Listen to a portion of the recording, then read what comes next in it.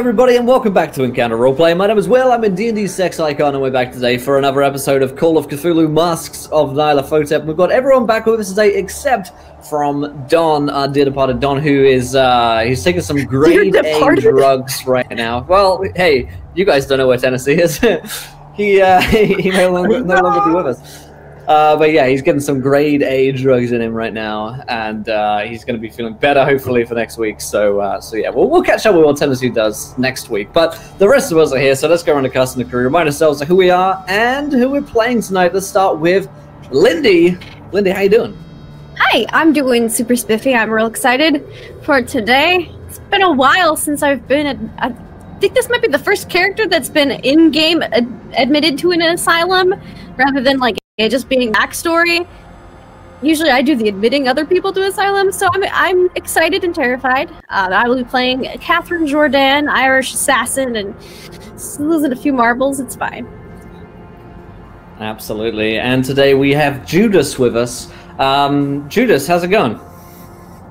Well, you know, it's not too bad, not too bad. The Last Supper was pretty boring, you know, so I thought I'd shake it up a little bit here. But those 3 pieces of silver, I think it was 3 pieces of silver, or a certain amount of piece of silver, did pay for, it was 30, was it? Okay, so that's going back to school days. That's a lot, actually. Hey, you know, it's a lot of silver. That's a lot of silver. It was totally worth it, though, totally worth it, for about a week. But yeah, not too bad. I have been looking forward to and dreading this. Looking forward to it because I've got some ideas on what to do with Lucian, and dreading it because I don't like being falcon punched into a wall. So you know, it's a bit of yin and yang there, but I'm excited to see how it all will play out. Fantastic. And we have Pruitt with us today. Pruitt, how's it going, my friend? Oh, Tom, the fun that we will have. I'm doing great, Will. I'm Pruitt, of course, one half of WebDM, and today I will be reprising my role as everyone's favorite Russian weapons dealer, Koskov Romanovich. Here he thought he had made some friends, and you know what? Guess he was wrong. So we'll see. Have to see how he reacts to being taken and put in an asylum. You know, he's broken out of like 3 Russian gulags, so it's like this will be like a vacation. So, and then yes, he'll falcon punch Lucian into the wall. Through it, really. Oh, I cannot wait for the Falcons to come out. But before we get into today's game, I'll remind you guys of a couple of things. First of which, of course, we're sponsored here today by FantasyGrounds.com, our virtual tabletop of choice. We're playing Call of Cthulhu right now, so you can get downloaded for free on Steam or on their website, FantasyGrounds.com, to play your own games of Call of Cthulhu or a bunch of other tabletop games at home. WhenandGames.co.uk is a go-to destination for tabletop board games, war games, and more, and up to 20% off the retail value. And then last but not least, tabletoploot.com is the place to get all of your beautiful dice needs. And of course, when we hit 20 retweets on this tweet, you guys get a set of tabletop loot dice given away to you guys there in the chat. So definitely go ahead, retweet the tweet. And of course, you can donate to fund the game as well by giving players nat 1s, nat 20s, wild magic surges, and worse. Mr. Odin has already donated a magic item, and I'm very excited to see how that will affect Koskov's fist later on, perhaps, if ever the chance comes. Oh boy! But yeah, a quick recap of what happened last week on the show.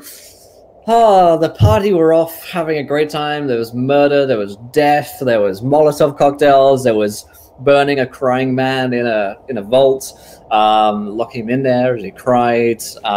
There was automatic machine gun fire, and then they found themselves flying with Lucy through dimensions, and certainly through Zara Shafiq as well, and her head became a new ornament for Lucy.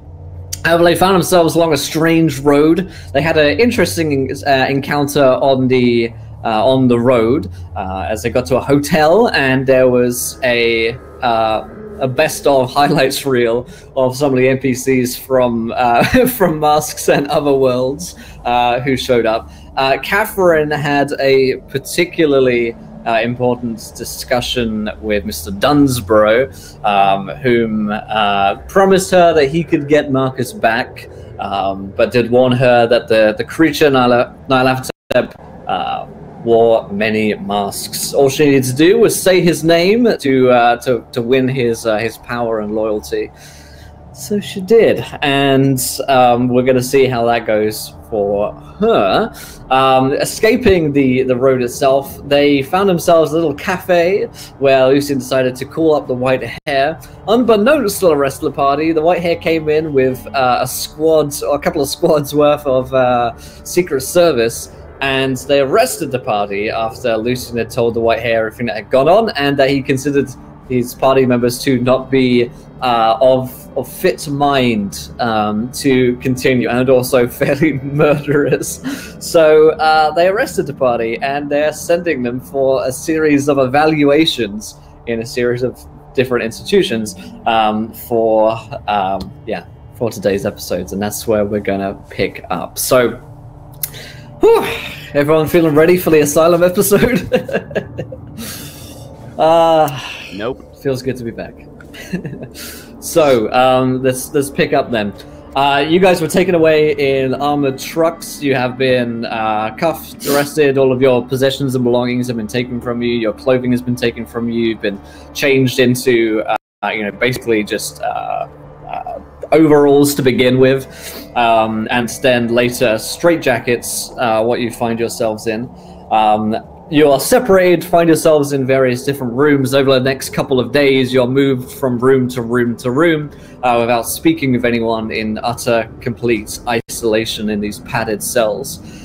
Eventually, someone comes for you, Lucia, and this is, you think, on maybe the 3rd or 4th day, but it becomes very difficult to track time when there are actually no lights in your cell whatsoever. No window or anything to look out of. You're not sure exactly where you are. Your guess would be somewhere in London, but you really don't know because you were traveled for a long time. But that's probably what Lucian is thinking, that they would take you to where the British Secret Service have most of their headquarters and stuff like that. And you're surprised when you see Inspector James Barrington at the door. And of course, it goes without saying that there are plenty of orderlies who are around here as well, who are at any time sort of keeping an eye on you and there to protect the inspector. They have, I guess, blackjacks, really, the equivalent of blackjacks on their hips to use on inmates who are unruly, let's say. But you haven't heard anything out of the cell itself. You haven't heard other prisoners shouting or screaming. It's not loud. It's completely insulated. So Inspector James Barrington is there. He's a tall man, aging, and he wears his long sort of inspector's jacket. His sort of gaunt face looks at you as you're in your cell, and it's obvious that what he sees isn't particularly, I don't know, he gives you that look where you can tell that he thinks that you're not looking well. Sort of looks you up and down for a second. He's like, Dr. Ernest, I think it's best you come with me. Ernest will extend his hand to kind of cover out the lights because they're so bright. He's been in the dark for a while, and he adjusts his eyes slightly to seeing. Inspector Barrington, is that you? Yes, Dr. Ernest. I was called for. He'll kind of get to his feet slowly, and he goes, What are you here for? I'm here as part of your evaluation, Dr. Ernest. Your case has been rolled into my investigation, and the British Secret Service thought it best that I work with them on this one. Right. Well, lead the way. And he'll, as he walks, he's kind of using the wall for help. He's probably been sitting down or lying down for the majority of the time he's here, so get some feeling back into his legs. Yeah, he brings you along. The orderlies don't grab you, but they're close enough to if they needed to. And they take you down these long corridors with cells very much identical to your own, with heavy padded metal doors on them, and no no light filtering in or out. There are a ton of orderlies in here, and you've probably been to an asylum or two in your time, Ernest. You've probably been to these sort of institutions, and this one is, it's some pretty high-level stuff. You've never seen an asylum quite like this before. Mm-hmm. I would imagine the asylums that I'm used to are post-war asylums for PTSD, which are more like gardens and estates that have been converted into them. So it's a lot more nicer. Yeah, definitely.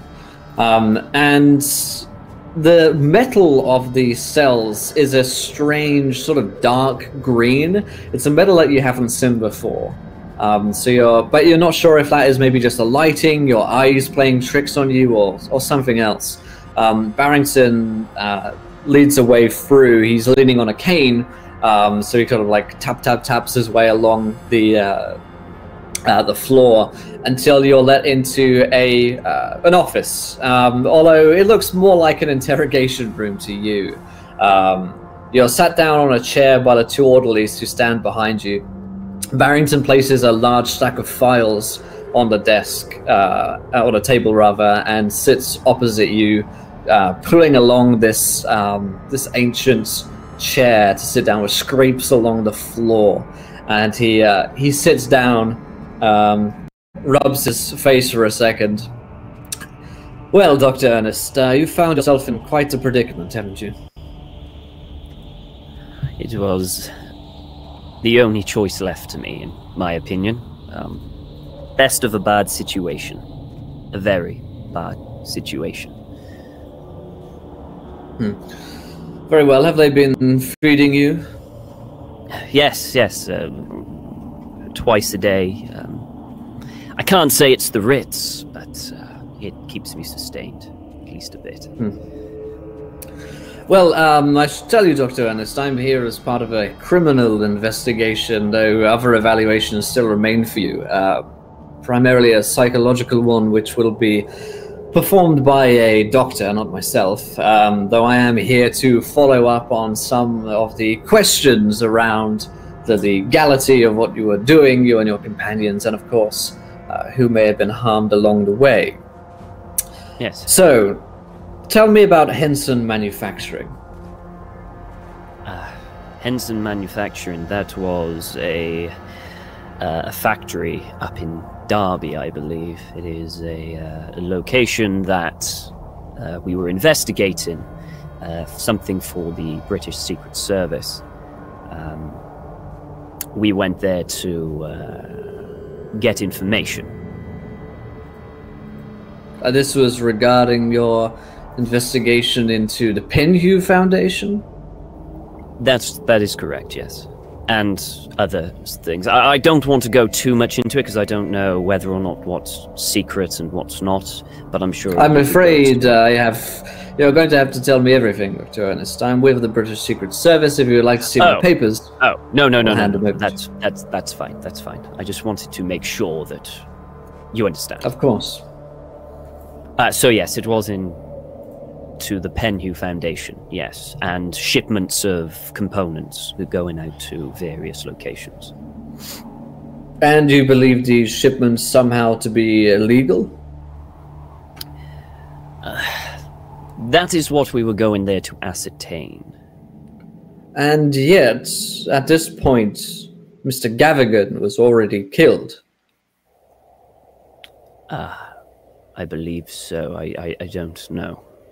He died at Miser House, shot, point-blank range. Yes. Would you like to see the photos? Yes. He slides a photo of the body, which they've taken a picture of. He looks at them. Who did this? He nods. I believe it was Mr. Jordan who did that. And he is no longer in your company. Might I ask where we could find him? He is dead. How did he die? A gruesome cultist ritual. I believe we found his body in the basement of Miser House. Mutilated. Ah, I see. So that is the grave which we found. Yes. Body was not identifiable, but very well. Do you know who killed him?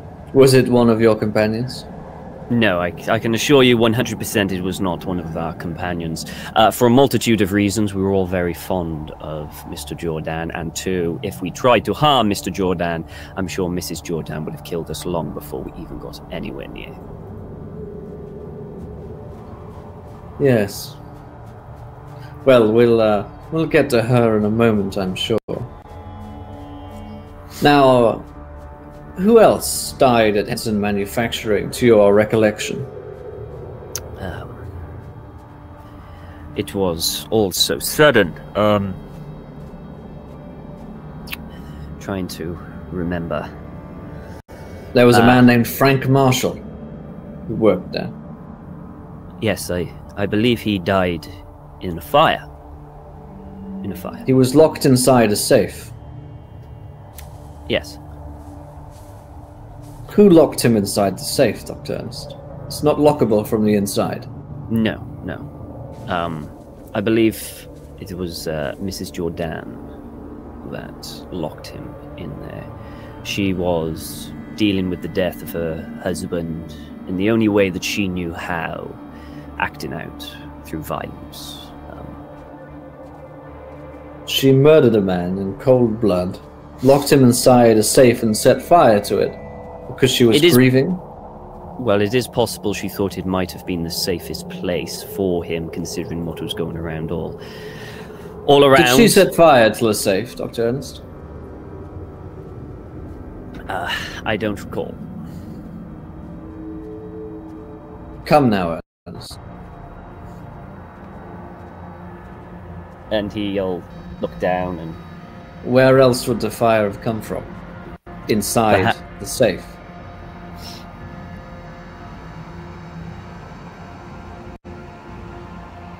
She needs help, Inspector. That is what she needs.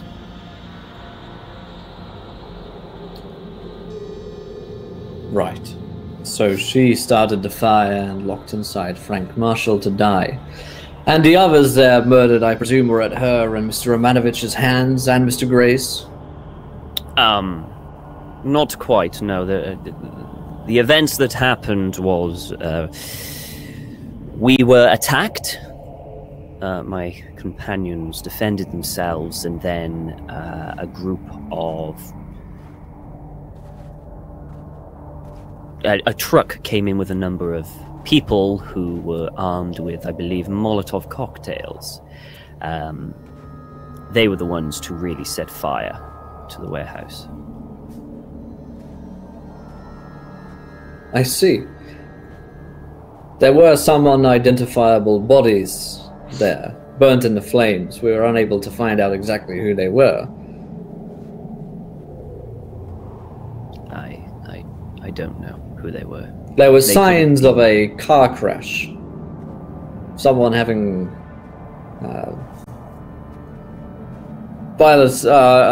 investigators seem to believe that a car crashed into a person. There's plenty of blood around.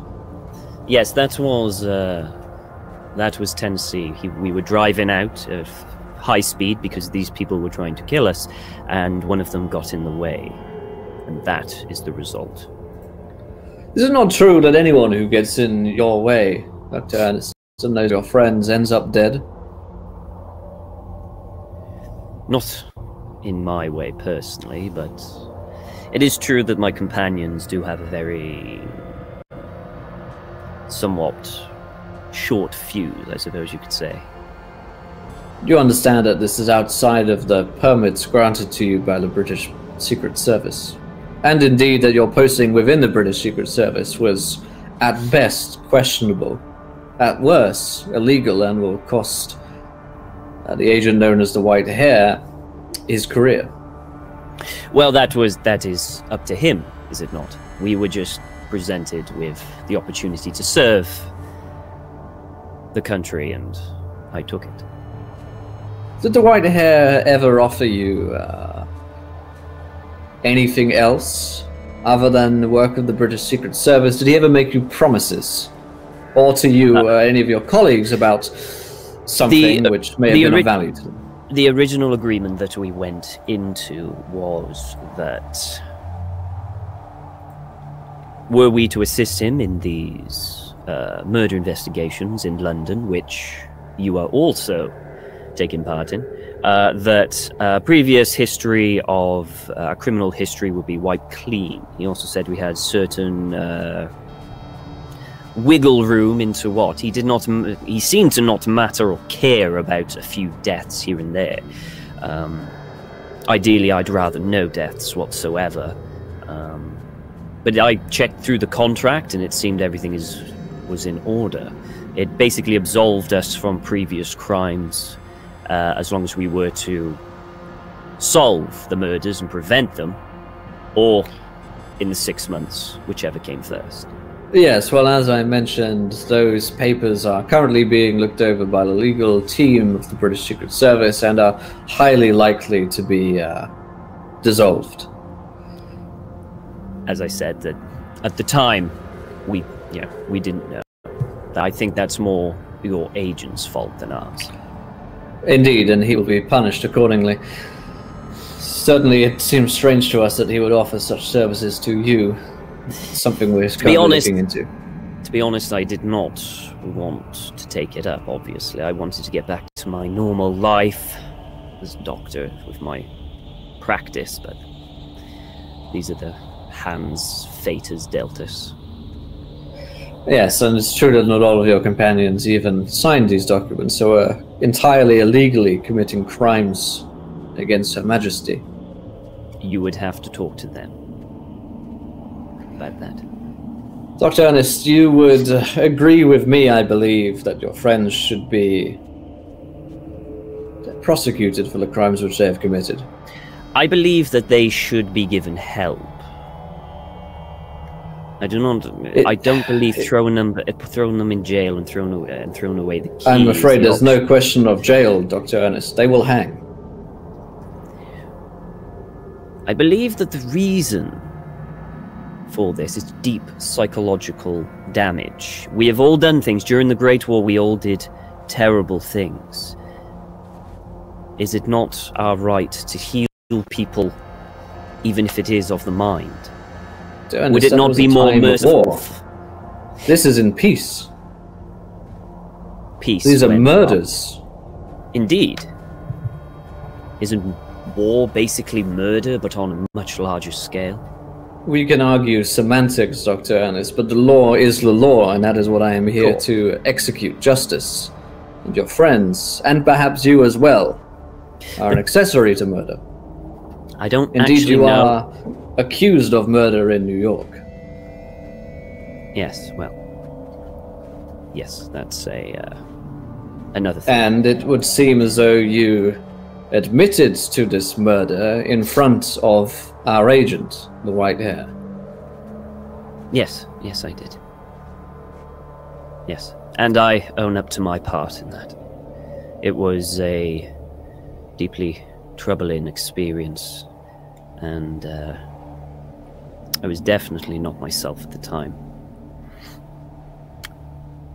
I don't think we have been ourselves for quite some time, which is why I would like a psychological evaluation for all of us, so that instead of being hung, that we go to a psychiatric institute instead. Well,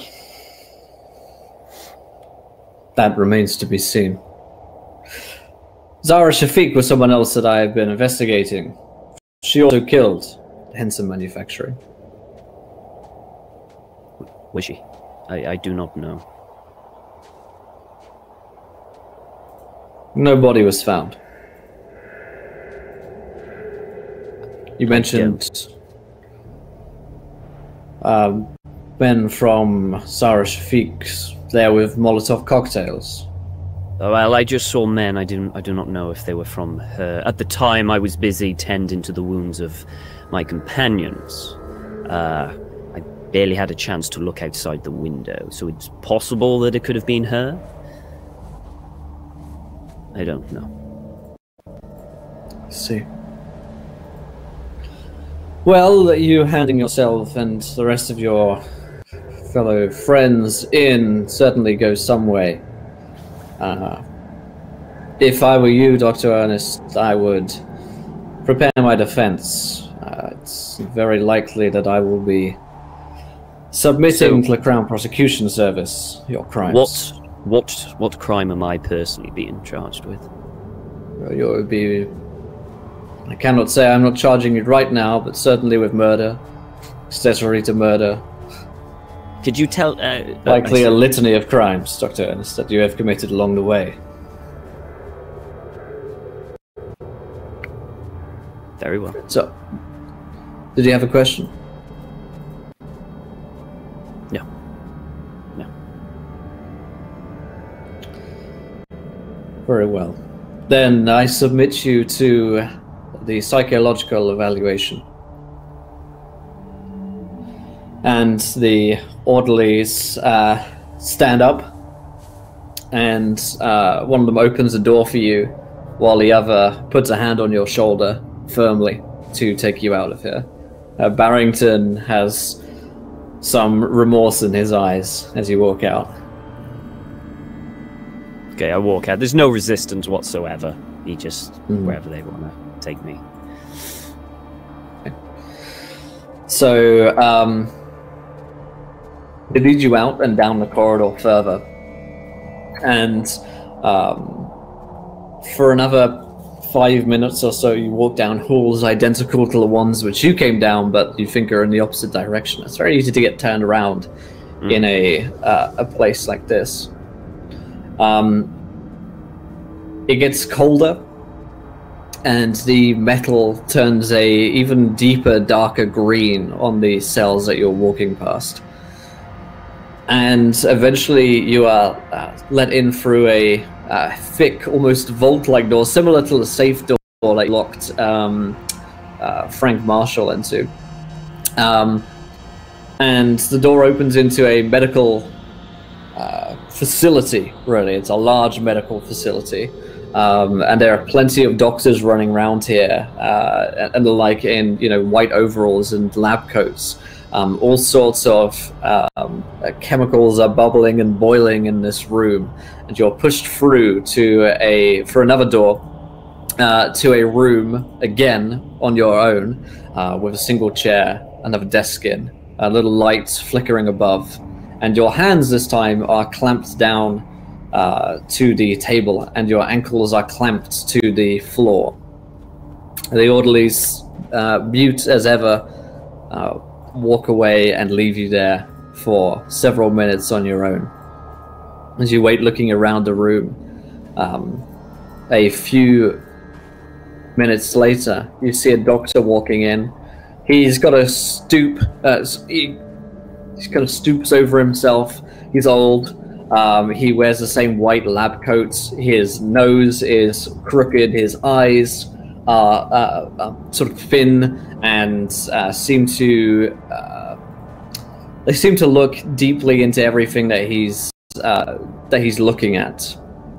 And he takes one look at you, gets a little notepad out, and sits opposite you. Right, you are Dr. Ernest. Dr. Ernest, that's who you are, yes, boy? That's right, yes. Good. Well, I am Dr. Straussler. It's a pleasure to meet another one of our profession. Likewise. Yes, well, there is a psychological evaluation which I am to do to you. Yes, well, I guess we better get on with it, yes? Yes. What would you say? If you wouldn't mind, do you know a Dr. Campton, Henry Campton.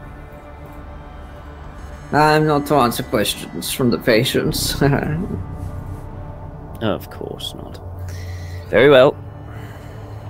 Right you are. We should get started. And he goes into his jacket, and he gets out a syringe with a needle at the end of it, moves over, and places it into your arm. Wait, what's that? Serum. And your head suddenly goes woozy. Your vision is completely shot. And you can make me a hard power roll. Okay. I succeed with a 29. Nice. Your vision sort of comes back for a moment, though it's as though everything is moving like treacle. It's incredibly slow, but you do retain a fair amount of your sort of mental capacity while answering it. That's better. So, Dr. Ernest, that's who you are. Yes, boy. What would you say your state of mind is? I somewhat compromised, I suppose you could say. Not completely gone, but I still have some elements of what I do. What the hell did you inject me with? Compromise. And he's writing this down on his notepad after you say it. Yes. How many people have you killed or seen killed in the past 6 months? Personally, I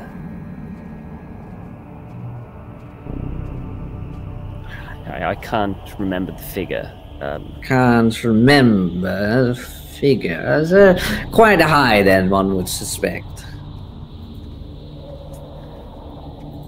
Somewhat, I suppose. 1 is already too high for me.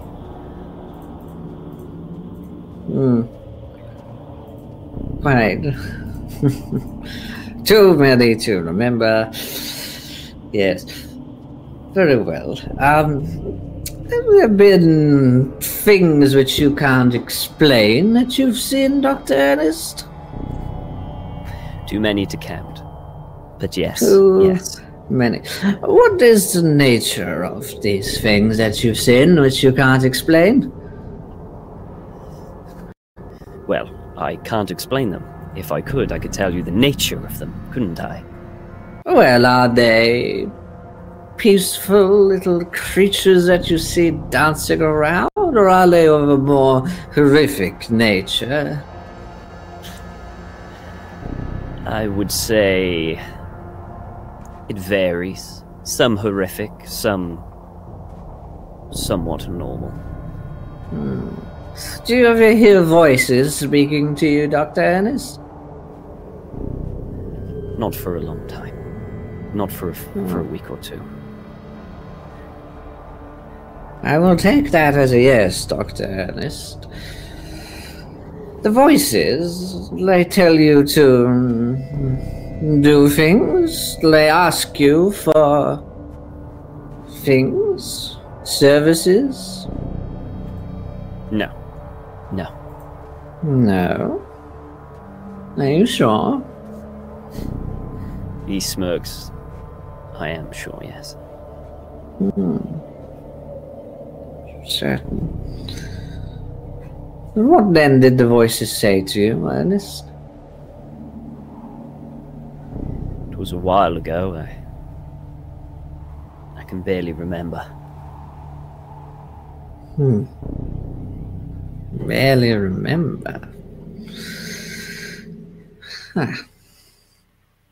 And the state of mind of your companions, your compatriots, they are in a worse, more severe state of mind than yourself? I would say so, yes. Yes. Worse state of mind. How bad is their state of mind, Dr. Ernest?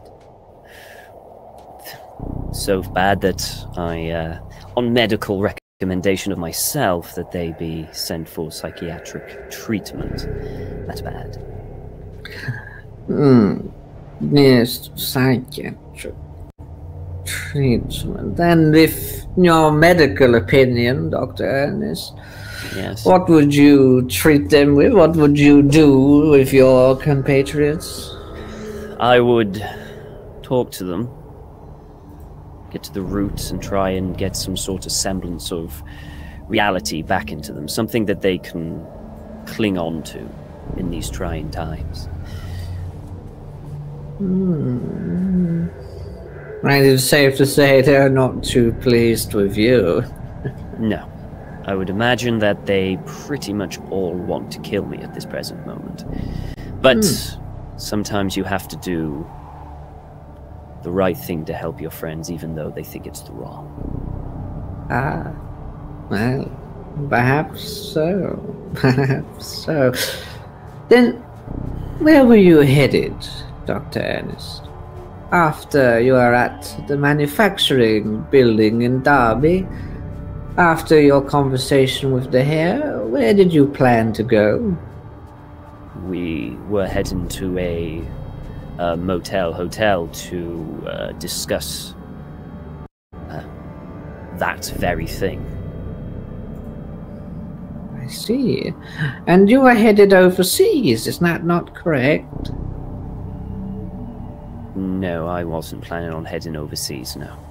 The rest of your compatriots were planning on heading to Australia, though. Is that not true? Perhaps they were, but I wasn't. I was planning on living ourselves. Come, Dr. Ernest, you heard their conversations. You took part in them. They were headed to Australia. Your question was whether I wanted to go, and I did not want to go.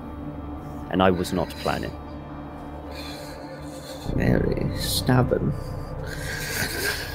Very well. You sure you don't know Dr. Campton, you know? Have your compatriots ever spoken to you of the voices which they have heard, or the visions which they have had? That is probably something you should ask them. Have they ever told you of these visions?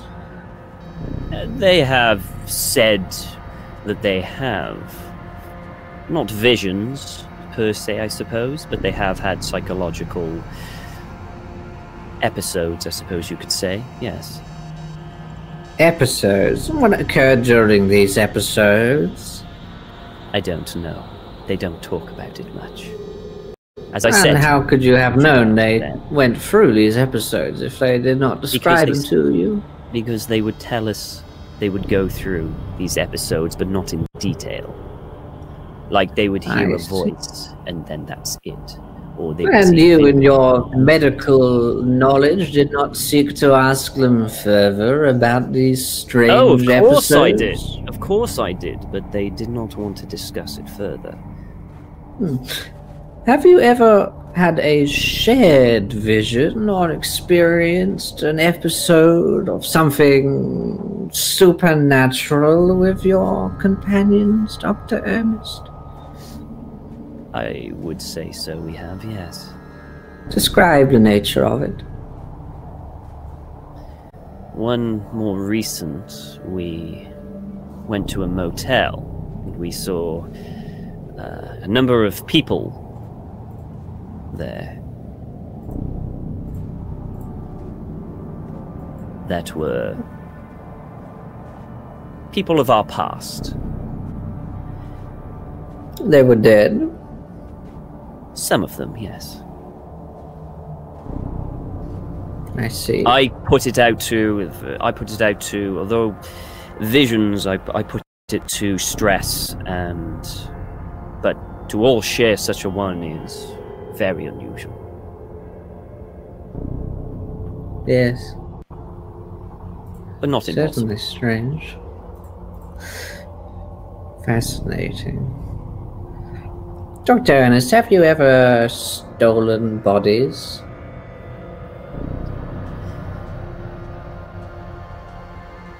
Yes. Well, I personally never stole the bodies. I had people steal them for me in the past, yes. Body snatcher. Why did you steal those bodies, Dr. Ernest? Because I felt that the bodies there were being wasted, that I could potentially help and examine the bodies further to find out what killed them and possible solutions to it. A body, at the end of the day, when the soul leaves the body, is just a hunk of meat. I feel that it goes to waste if just put into the ground. Put it to medical use, for the betterment of those still living. I see. However, that was a long time ago, and I stopped. Have you, Dr. Ernest, been using any of the bodies which your companions have killed for the, what did you call it? Betterment of humanity? No. No, of course not. Like I You said, do I not left use them that. for your own purposes? No. Like I said, I left that side of me in the past. I see.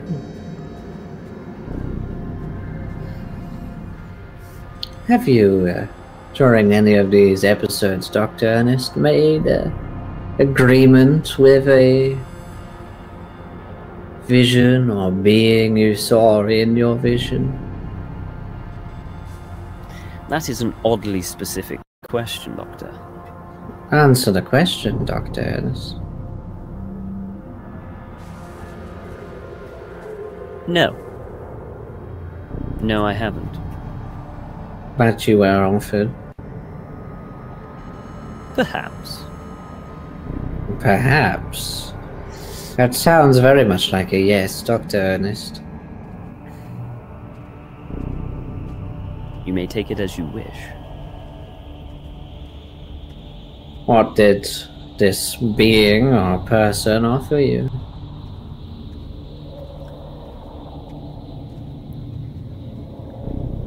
Let's just say it was a deal that only desperate people would take.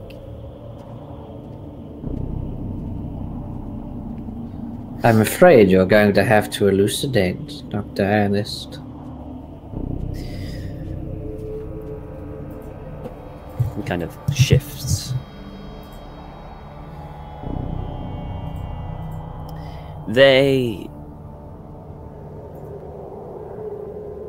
It was just a deal, and I refused it. Let's just leave it at that. What did it want from you? Something that I could not give.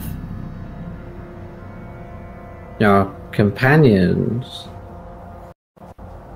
They took the deal. He leans in. Did they? I'm asking you, Dr. Ernest. They seem to tell you of these episodes which they've had. Did they take a deal? I believe that's something you should ask them. Perhaps I will. Are you familiar with a Mr. Lemming of New York? I have heard of him, yes. You've more than heard of him, surely. I have met him on the occasion, yes. Once I met him. And he was kind enough to give me board while I was in New York for a night. Did he ever say anything which seemed strange to you, or behave in a manner which was... Well, Dr. Lemon was a follower of the occult, I believe. He was interested in all sorts of stuff like that, so... As far as I remember, it was just... simple stuff like that. He was interested in... In fact, it was so long ago I can barely remember. I believe you may have been interested in your adventures in Peru. Oh, yes, that's right. Yes, sorry. Sorry, my head is quite foggy. Yes, he wanted to know what happened down in Peru. What did happen in Peru, Dr. Ernest? A disaster of an expedition. That's what happened. We lost pretty much the entire expedition. We only just got out ourselves. That is where you met your companions first, was it not? Yes, it was. And, how did the others die? Within the expedition? Yes. Their bodies were never recovered, except a few. I can't remember exactly. I think some natives, perhaps, attacked the caravan at one point and took a few. And then...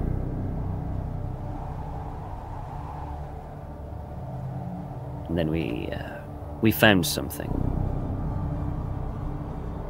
What did you find, Dr. Ernest? A living nightmare, Doctor. One that I hope to forget. Describe this nightmare which you witnessed, please.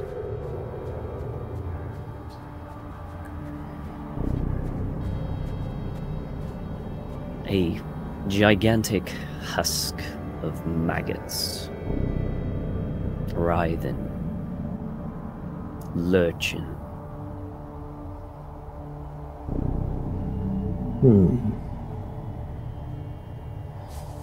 Was this creature speaking to you?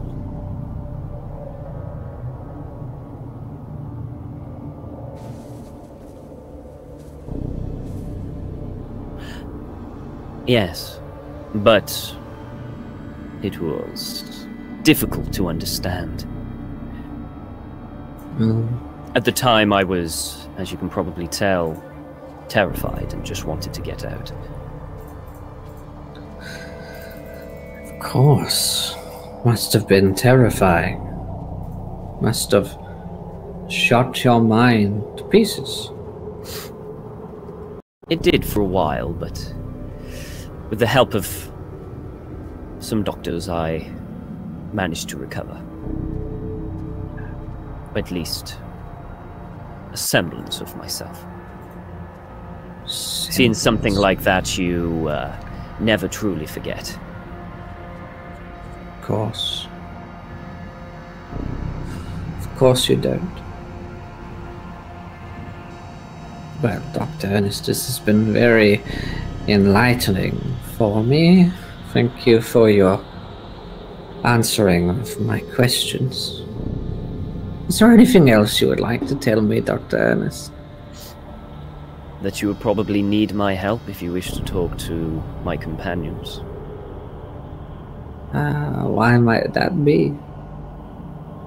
I know them. I know what they've been through. It occurs to me that your companions might be less than forthcoming with you there. Perhaps.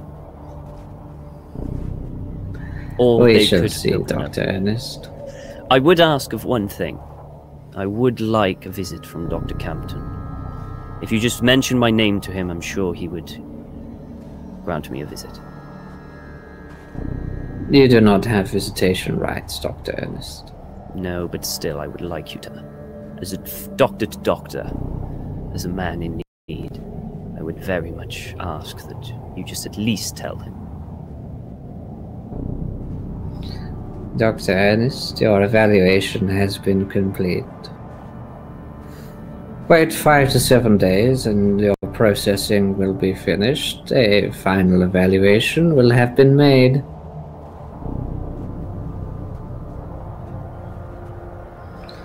And the orderlies come into the room. And as you leave, before they unchain you, Dr. Straussler gives you another injection in your arm. And you can roll me another. So this time it's an extreme oh my power check. God. So 20% for you. That's good. Oh, 4! I hold good. it. I hold it. He puts a syringe in and there's a little smile on his lips. But as you are dragged away back to your cell by the orderlies, you find yourself still in control of most of your mind, despite your body beginning to betray you. as whatever serum or poison is working its way through your body begins to disconnect your muscles and ligaments from your brain, and you find yourself unable to move them as well. You're taken, dragged back to your cell and thrown in there by the two orderlies who next come to visit Catherine. It's probably actually a different set of orderlies who, again, for you, it's been, you think 3 to 4 days. It's difficult to know how long you've been locked up in here. But two mute orderlies drag you out as you're left in your cell for a little while. They take you through these strange corridors of this dark green metal which you don't recognize until you are taken into Inspector James Barrington's the office that he's in, and find yourself seated, not chained. It's a desk at this point, but the two orderlies stand behind you. Is there anything on the desk, Will? There's papers, but the table is long enough that you wouldn't be able to reach them without sort of obviously leaning over. Okay. So you're like, yeah. It's curious. Always gotta know if there's a pen laying about. Yeah. Of course. Barrington doesn't appear to be writing anything down at this point, but he probably has a pen on him. Yeah, that's fine. He looks like the kind of guy that would carry a pen. He's sitting opposite you and looks somewhat gaunt and remorseful as ever. Miss Jordan, please take a seat. Mr. Barrington. Wish I could say it was good to see you. Miss Jordan, have they been treating you well? Well enough, I suppose. I've been getting food. Sleep. Good. Is there anything I can get you? It strikes me a woman of your disposition might need something. Well, a little bit of music would be lovely, but aside from that, can't think of particularly anything. Maybe a hairbrush. A hairbrush. And he looks over to the two orderlies. See if you can't arrange something for her. I doubt they'll give it to you, Miss Jordan, given your records, but worth a try. Miss Jordan, I should explain to you why I'm here. I'm part of the criminal investigation looking into your cases.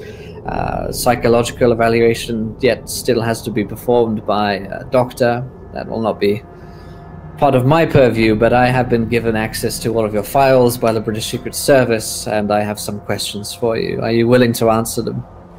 Oh, certainly. Good. Where is your husband, Miss Jordan?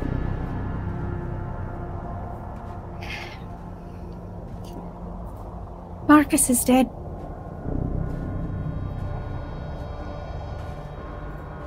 How did he die? Don't exactly know. He was torn apart when I found him. Torn apart?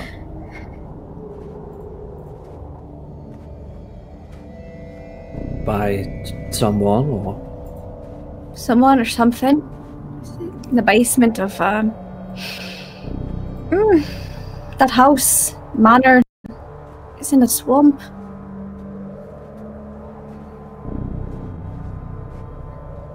Try not to think about it. Do you have any idea who might have done this to him?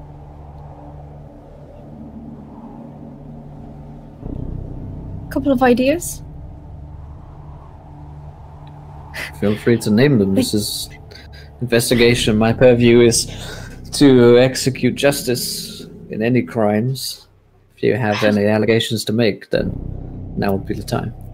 One of them won't sound sane. Investigator. At this point, Miss Jordan, I think you run that risk either way. One of them. Remember when we told you about the thing in the fog? How it was real? That's an option. The other's a man named Dansborough.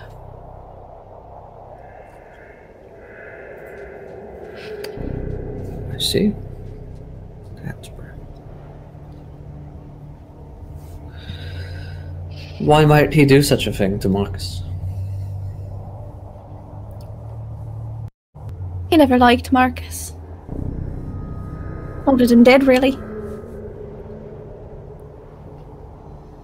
He told you this? Oh. About 10, 15 years ago. I see. Well, that's something. Hadn't seen him since then. Till that time. But you have seen him. You saw him at Miser House. Yeah, sure did. I see. Well, I will try and get in contact with this Mr. Dansborough for you. Ask him some questions. It's important to me that Mr. Jordan has justice. We found the remains. In the basement there were signs of torture. We were able to identify the body of Mr. Jordan. I assume that torture was done to him.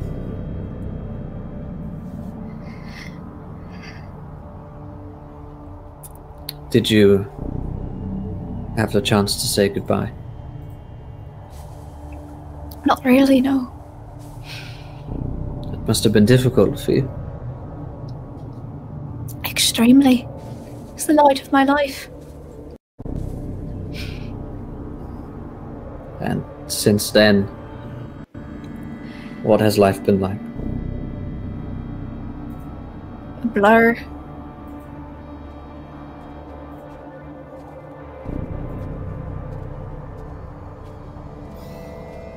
Just one day runs into the next. I'm just don't even really know what we're doing. Just so sad and angry.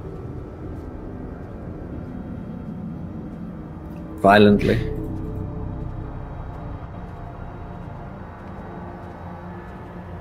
Maybe a little. That's understandable. One could hardly blame you.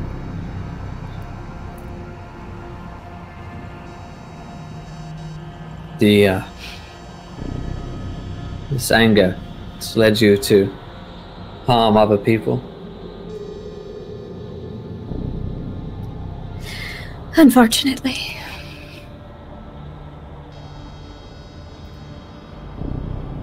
Who have you harmed? Well, some of it was in self-defense, like with Zara Shafiq's men. They were shooting at us and throwing lots of cocktails, but there was this one gentleman who was just... he was just unbearable, and the building was on fire, and I pushed him into a safe. Mr. Marshall. Was that his name? It was. And you threw him in there and set fire to the safe. It was full of blueprints, I think. It was a real fire hazard. The rest of the building had already exploded. You knew he was going to die, Miss Jordan. To be honest, I didn't really think about it that much.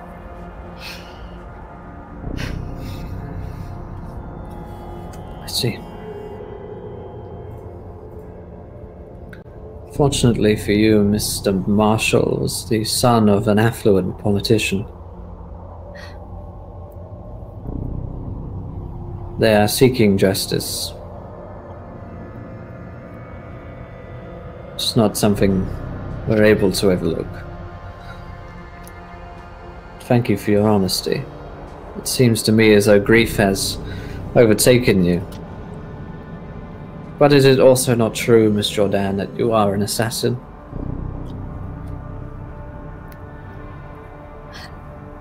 tired. So you admit to it? Well, I did some work for the British government. I'm sure it's in your files there. Certainly. How many have you killed? Do you recall? For the British government? Or contract work? I'm talking loosely here. Loosely, so just in general? Like contracts, and then whoever else wasn't assigned onto the contract that may have been protected said contract. So like everyone? You have a time Yes. frame? In your life. Oh.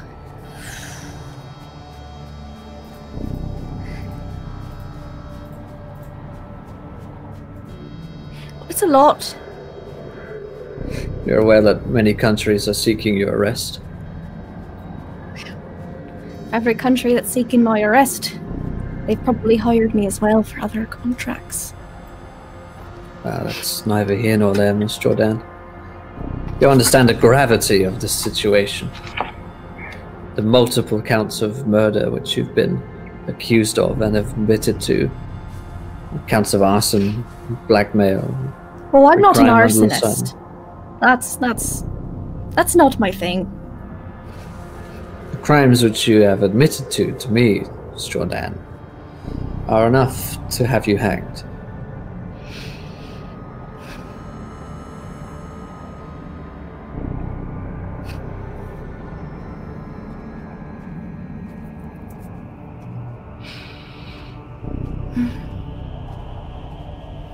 Well,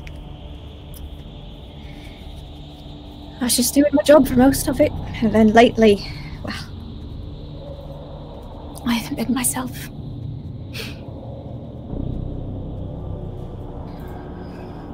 Contract kills are one thing, Miss Jordan, but the cold-blooded murder of a politician's son in such a gruesome way, that is something else.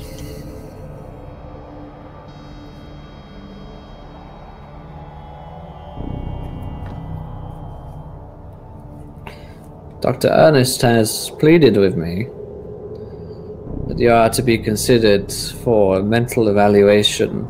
Perhaps you are not in full control of your wits.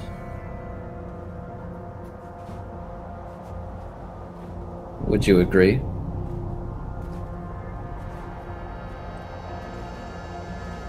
I think so. I wouldn't mind seeing a doctor about it. There's been so much that's happened. It wouldn't surprise me. It's hard to evaluate yourself. In your own evaluation of Miss Jordan, do you say that you are well? That you are capable? No. I see. Well, I hope you have a good lawyer, Miss Jordan.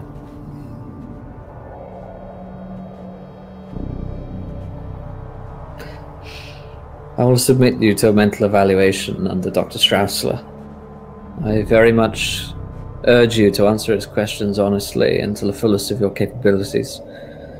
If you do, you may be given a chance. I will be honest with you though, Miss Jordan, your chances are not very good. The British government and many other governments are seeking your death, and it is my duty to uphold the law as I see it. And in my professional opinion, you have committed a great many crimes against Her Majesty and other individuals, which I think you would admit to.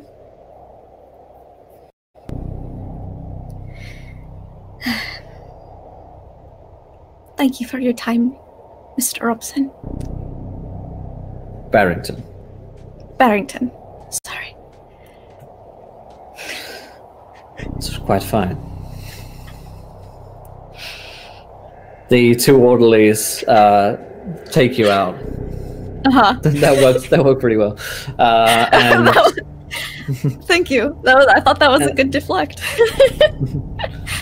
And they take you out from the room with Barrington, who again looks quite remorseful. And through I totally called him by the New York officer on purpose too.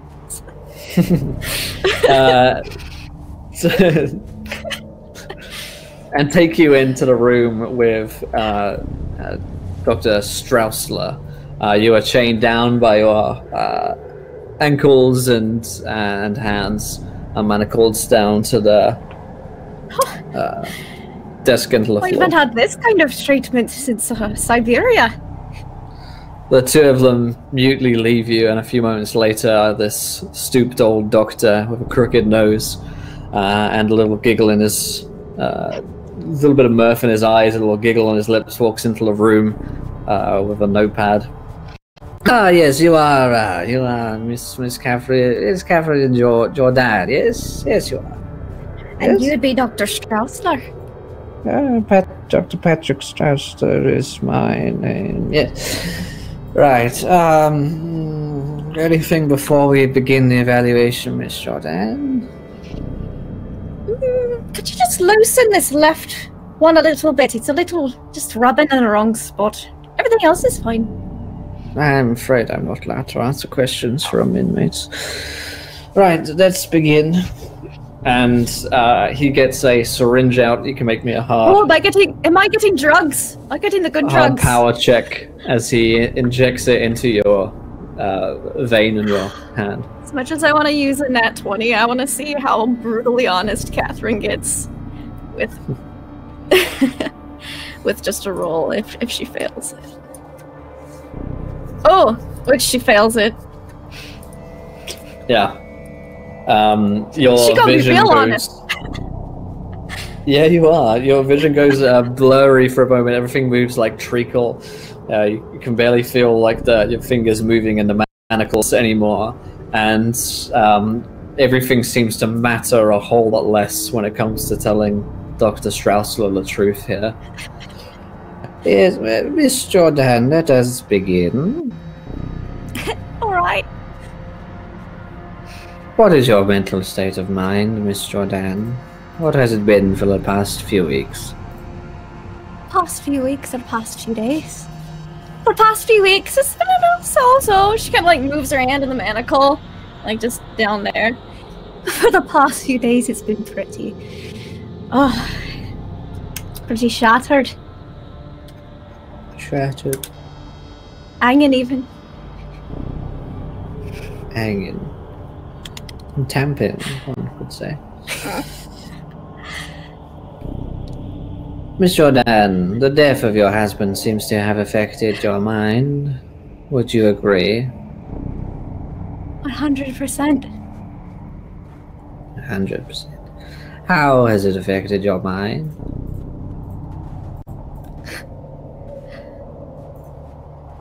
How hasn't it?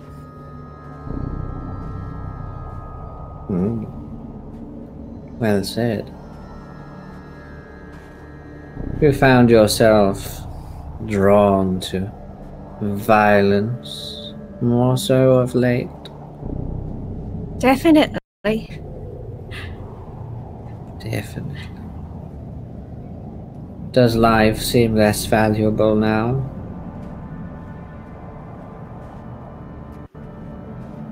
Mine or others? Others? Well, it's not like they had any particular value before. We're all just sacks of meat walking around. But, I suppose maybe a little less. I see. And what of your own life?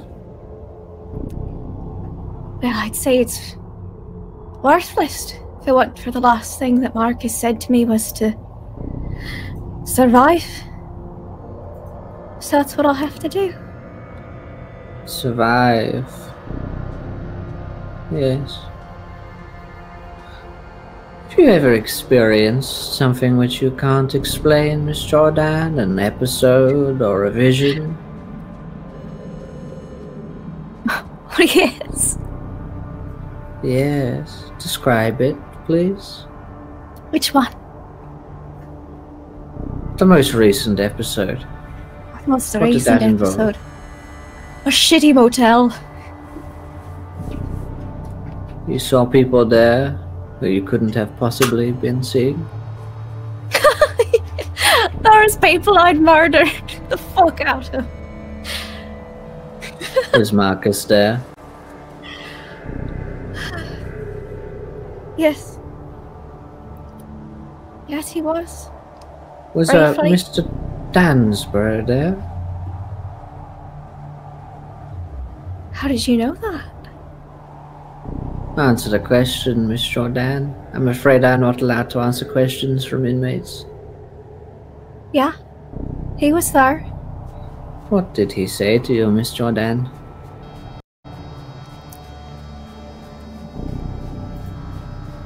Lies. Lots of lies. Lies? What did he lie to you about, exactly? He's a very good liar. I don't know exactly what he's lying about, but it's got to be a great deal. He said he could bring Marcus back. Bring your husband back from the dead. Do you believe he has such powers, Miss Jordan? I don't know. Honestly. He might, but if he does, I don't trust him. Do you believe that anyone can have power over life and death, Miss Jordan? Well, anyone has the power to murder anybody else. But on a grander scale, no. That's ridiculous. When did first vision or episode come to you, Miss Jordan? At the Miser house. Describe it to me, please.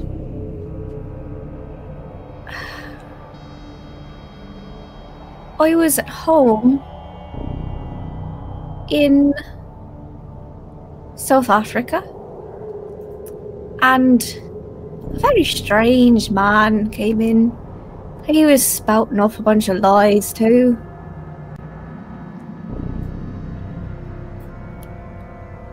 What did the person or creature look like? It's hard to say. You couldn't really see his face. Very tall, Nice. dark. Gross tongue. Interesting. What did the creature or person sound like?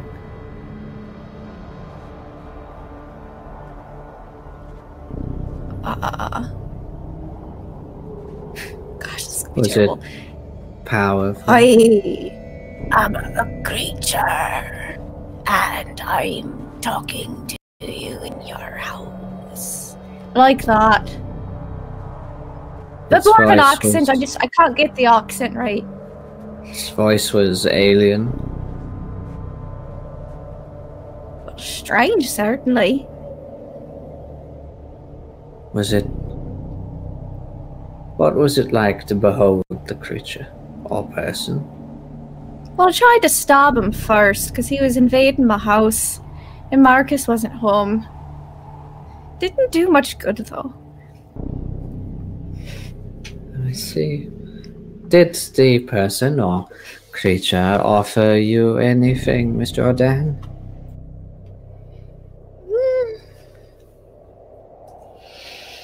Didn't really offer anything. He was asking a lot though. What did it ask of you, Miss Jordan? Asked me to kill Dansborough. Mr. Dansborough. You saw him in a later vision as well, did you not, Miss Jordan? I did. I see. And when you spoke with Mr. Dansborough in this later vision of yours, what did he ask of you aside from all of his lies? He asked me to kill the fucker who asked me to kill him. Everybody always wants to kill everybody else. I see. That's how the world works. Did you agree to both of these deals? Initially, I didn't really have a choice with the last one, though. I see. Didn't want to stay at a shitty motel for the rest of my life. What was the name of the person or creature which you saw in your first vision? Oh, I don't know if I should say that. He wanted me to say his name so badly. He wouldn't even give me a pronunciation guide, though. Or write it down. It was very rude. I'm afraid you're not allowed any objects, Miss Jordan. Please state the name of the person or creature. Well, it was Nyarlathotep. Nyarlathotep. Something like that. I see.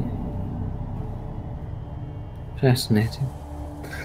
When you were exploring Miser House in Essex, did you come across any items or objects?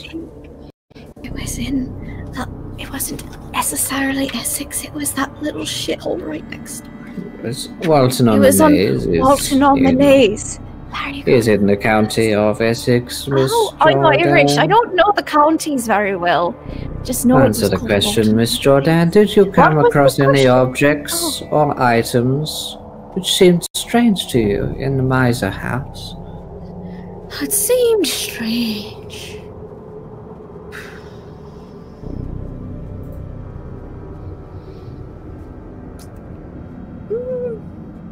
We retrieved several masks. There was little dolls that looked just like us. I see. Strange dolls. That was in strange. your likelihood. We retrieved from your persons, your group, when you were submitted to this institution, several strange masks. Can you explain them to me? Were they strange? I don't know. We've got masks like that hanging up in my house in South Africa. They did not appear strange to you at all, then.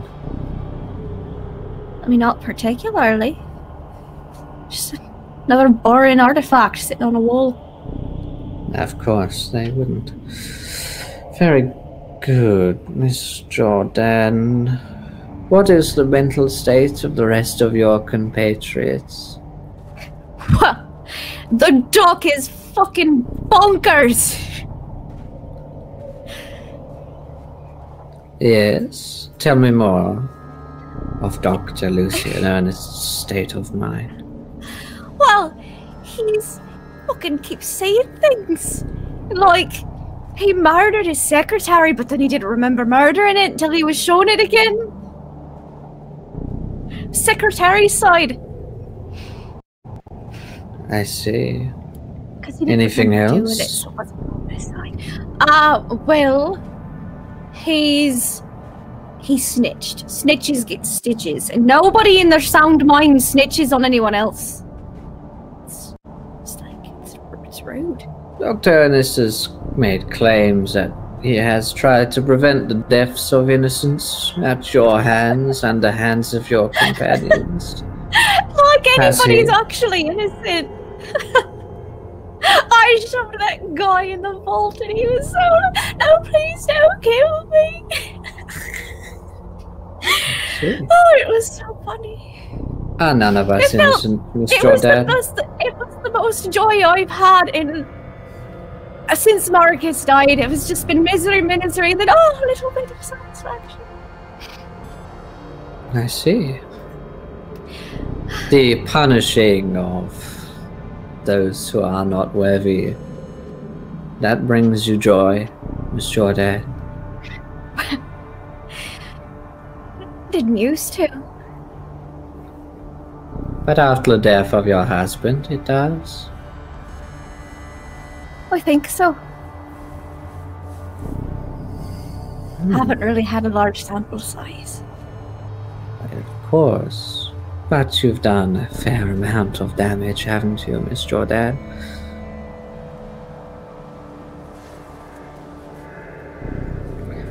Did this person or creature, Nyarlathotep, as you called it, offer you anything in exchange for the death of this Mr. Dansborough?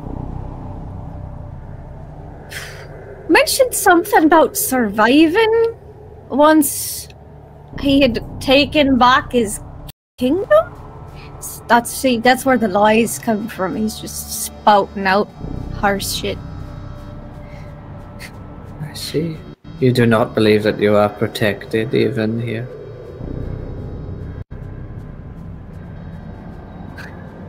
No? I see. Fascinating. Having witnessed its power, you still did not believe its strength?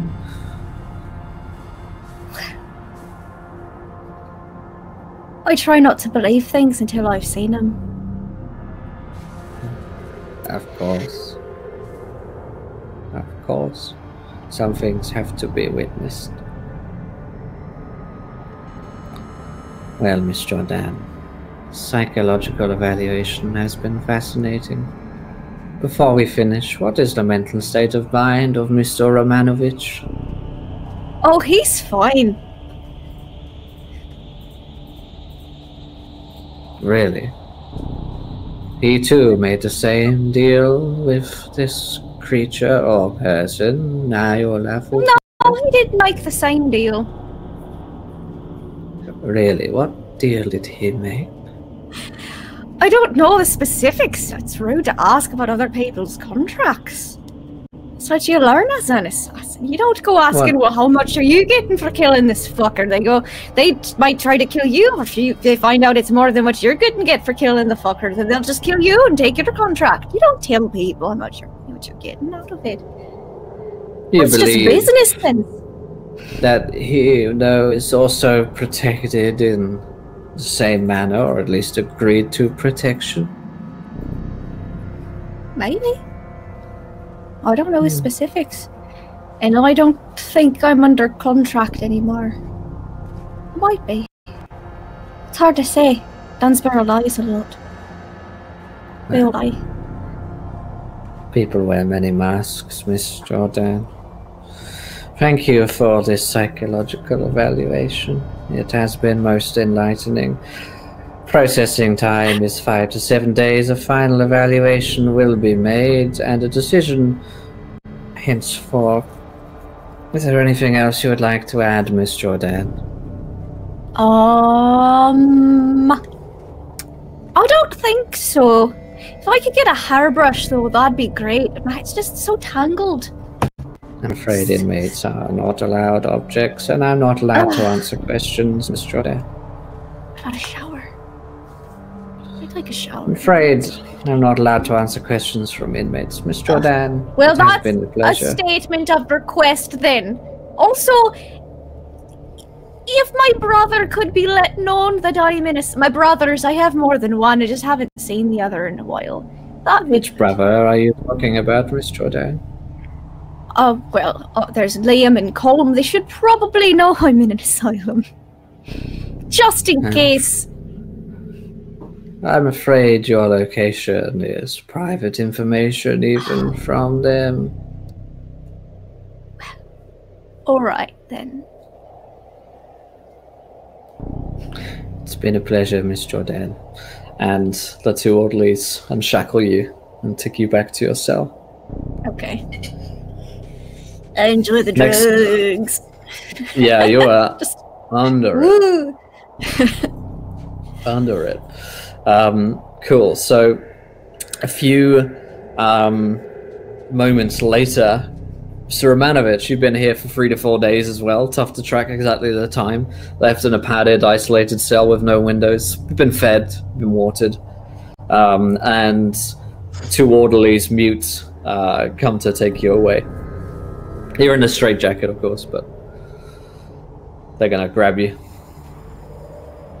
Take you out. Strange, dark green metal corridors. Strange, dark green metal cells. The low lighting eventually leads you to a room with Inspector James Barrington, who you recognize. The 2 orderlies stand behind you. You're left in a straitjacket, but not manacled to the desk or anything. He sits opposite you several feet away with a stack of papers on the desk and an exasperated look on his face. Mr. Romanovich. Yeah, Barrington, yes? Yes, of course. You recall that we worked together for a brief time here in London. Did good work, too. Yes. Well, Mr. Romanovich, I have to say that despite our previous acquaintance, I am here to prosecute justice. My investigation has been given the purview of the British government to investigate you and your companions in any and all crimes which either you have committed or have been committed against you or the Crown. Do you understand? Yeah, seems like a lot, really. Indeed, the crimes thus far, I must say, which your companions have admitted to, are highly likely to lead to the hanging of the whole group of you. This is bad news. Should maybe not have opened with that. What can I say, Mr. Romanovich? Sometimes the bad news ought to come first, so that we can get to some of the good.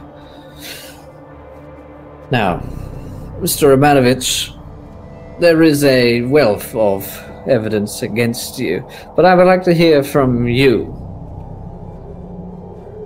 Let's start with Henson Manufacturing, shall we? What happened there? Well, what happened is we found out that there was something there worth getting, so we break up and go in. The doctor in Tennessee, they go talk to the people. Catherine and I kind of walk around. And then there was a lot of shooting. Crazy cultists show up with machine guns and Molotovs. In Russia, we just call them cocktails. But Molotov cocktails to you.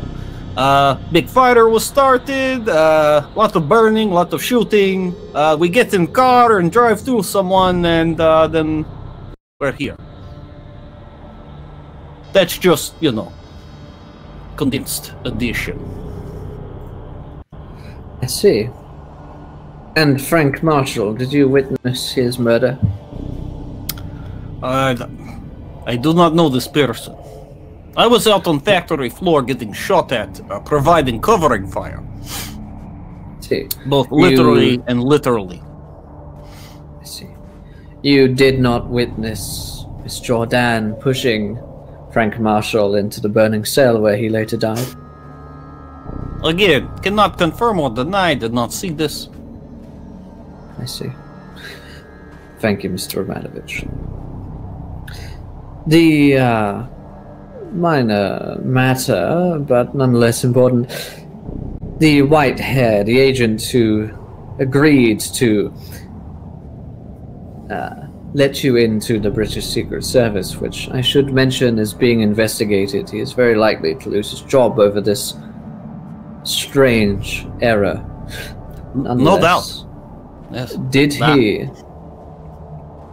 he give you any reason to believe that you would be offered services in addition to being welcomed into the British Secret Service as an agent?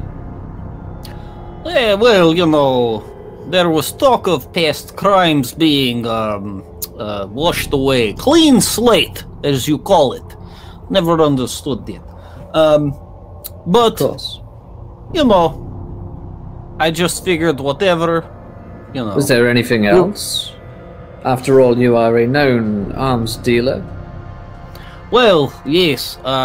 Also, well, I believe that he did say that possibly I could start providing arms for certain peoples. But that never came to pass, because obviously we are here. Do you have any reason to believe that the white hair was being pressured or manipulated into bringing you into the British Secret Service? Or did you pressure or manipulate him into doing so? No. We just wanted to do our thing, but he came to us. He always talked about, being under pressure we've got to get this right. I'm sorry, I don't do good British accent, but he was always hounding us. But I'm sorry if he was so intelligent and knew who we were. I'm not sure why he hired us in the first place, because he knew what he would get. The investigation is ongoing, but you are quite right. You seem to have sown quite a series of crimes across England. Mr. Jordan, what happened to him?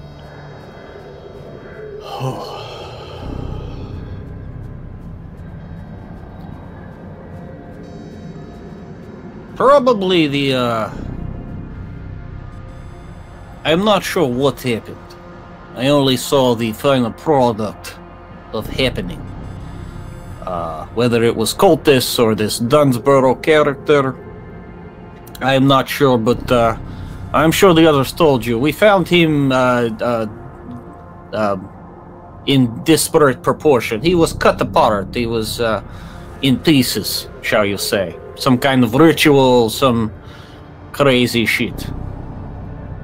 I see. It actually still haunts me a bit. Before his death, he murdered Edward Gavigan, is this correct? Well, I know when we split up on Island, they were together. Gavigan was dead later. That is as much as I can attest to. I did not witness, did not hear, did not anything. Any kind of action that might have transpired in between them. I see.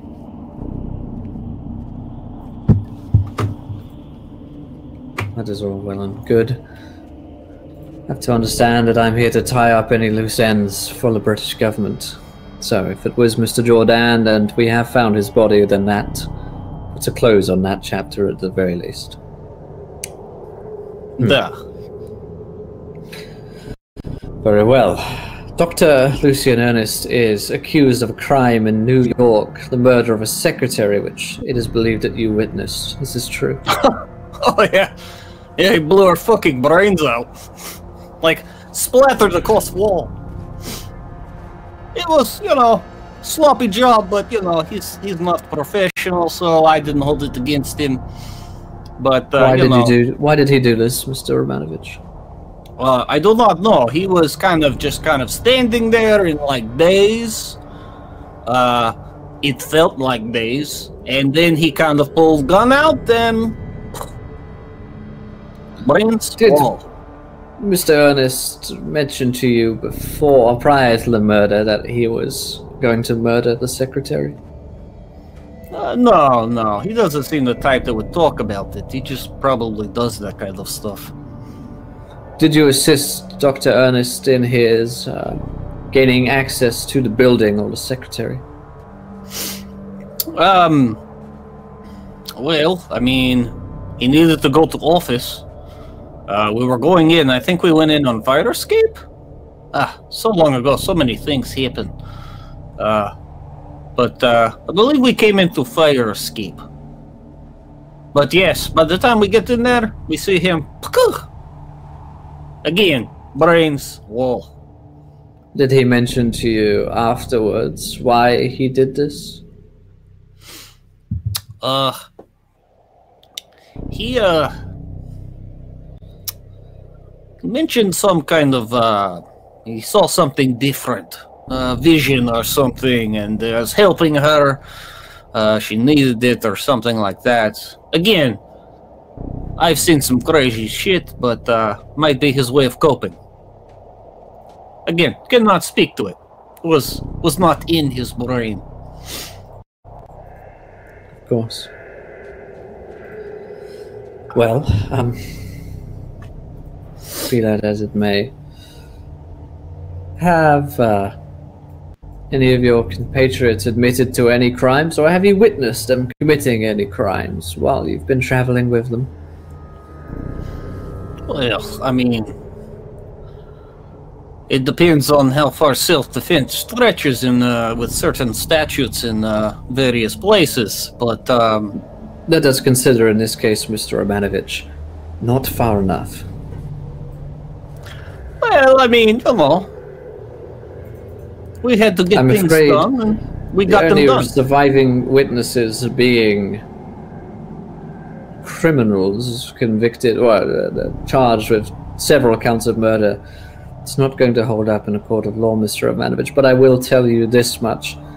If you are willing to testify against one or several of your companions, then that will be used in your defense, and you may be granted some clemency for doing so, and helping us Well, find the true killers. well, I mean, when you put it that way, I mean, the only thing I can really testify to is I definitely watched Doctor splatter her secretary's brains against the wall. It's really the only thing. I see. What would you do if you were left in a room with Dr. Ernest?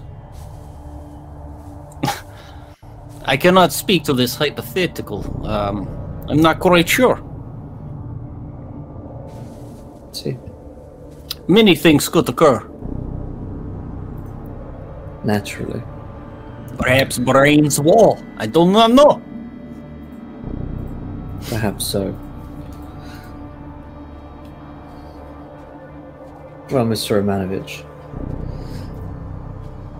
I am yet to submit my final review to the Crown Prosecution Service, but I must tell you now that when I do, I will be charging the group of you with several counts of murder, most likely arson, various different crimes along the way. It is in my professional estimation that you will all be hanged for these crimes. Is there anything you would like to say in your defense now which would maybe assist in this matter? Hey, you already knew who I was before I came here. The fact that your government wanted to work with me is more a statement on your current affairs, not mine. So, no, not really. I mean, I'm afraid I can't speak to the British government. I can say that we are investigating the white hair. As mentioned, he will also be prosecuted for these transgressions. Very well. You are to undertake a psychological evaluation. Dr. Ernest has pleaded for this, and we have accepted. I will see that you are speaking with Dr. Patrick Strausler, though I suggest to you, Mr. Romanovich, that you answer all of his questions honestly and to the fullest of your capabilities. it is the only way I do it. Very well. Take him out of here. Good luck, Koskov. And they take you out. 10-minute walk through the lab, into the room, manacled down for the chair. A few moments later, stooped, crooked-nosed old man steps in with a notepad. Mr. Roman, you are Mr. Koskov Romanovich, are you not? Yes, you are? Yeah. Yes. And you're Well, Strausler, correct? Yes, my name is Dr. Patrick Strausler. I'm here to undertake a psychological evaluation of you and the rest of your companions. I thought you were not allowed to take questions from patients, sorry. Mr. Romanovich, is there anything you would like to say before we get started here? No, not really. I mean, I have nothing really to say, but I will answer questions, sure. Very well. And he goes over with a syringe, and you reckon make me a hard power check. Yeah, I thought Yeah, about it just too, roll. but it was so much fun not to. I'll just roll. Hey, it's an extreme. Holy crap! Oh, I think it's hard. Yeah, 5 away from extreme. Yeah. So you find yourself, going woozy, but most of your mind is still with you, at least for the moment. He takes out the needle and puts it back into her pocket. Right, let us begin, Mr. Romanovich. What is the state of your mental capacity over the past couple of weeks? Past couple of weeks, pretty good. We found some good leads in case. We tracked down cultists. We killed some of them. They tried to kill us. Pretty good. Marcus passing, obviously low point. But other than that, Potter for course is what they say, I believe. Of course, Mr. Romanovich, of course. What effect did the death of Mr. Jordan have on your mental state of mind? I felt sad. I believe this group, we've become friends of a sort. At least I thought that. Yes, you see, Mr. But Ernest's testimony against you as a betrayal. well, I mean, he did save my life more than once. I thought I saved his, but obviously, even though we experienced same things, he has different outcome for this. At that time, you probably should look at him. Something might be wrong in old brain pan. I have already taken a psychological evaluation of Dr. Ernest. Yes. Do you know how many people you might have killed in your life, Mr. Romanovich? Oh, pleasure me. I mean, do you want like exact number? Or do you want ballpark? Like within 100, within 500? Guess is fine. 1,000. Let's just call it that. Maybe. See. Many people then. Well, you grow up on the streets of Tula having almost nothing. You see how you do it. Of course. You had a hard life, Mr. Romanovich. Perhaps it is family the only thing which kept you sane? Family? Well, haven't had much of that, especially less after Peru. I guess you could say I had more after Peru. I did lose sister, but I gained some friends. Tell me about your sister, Mr. Romanovich. Stasha. She's a beautiful woman. I look after her.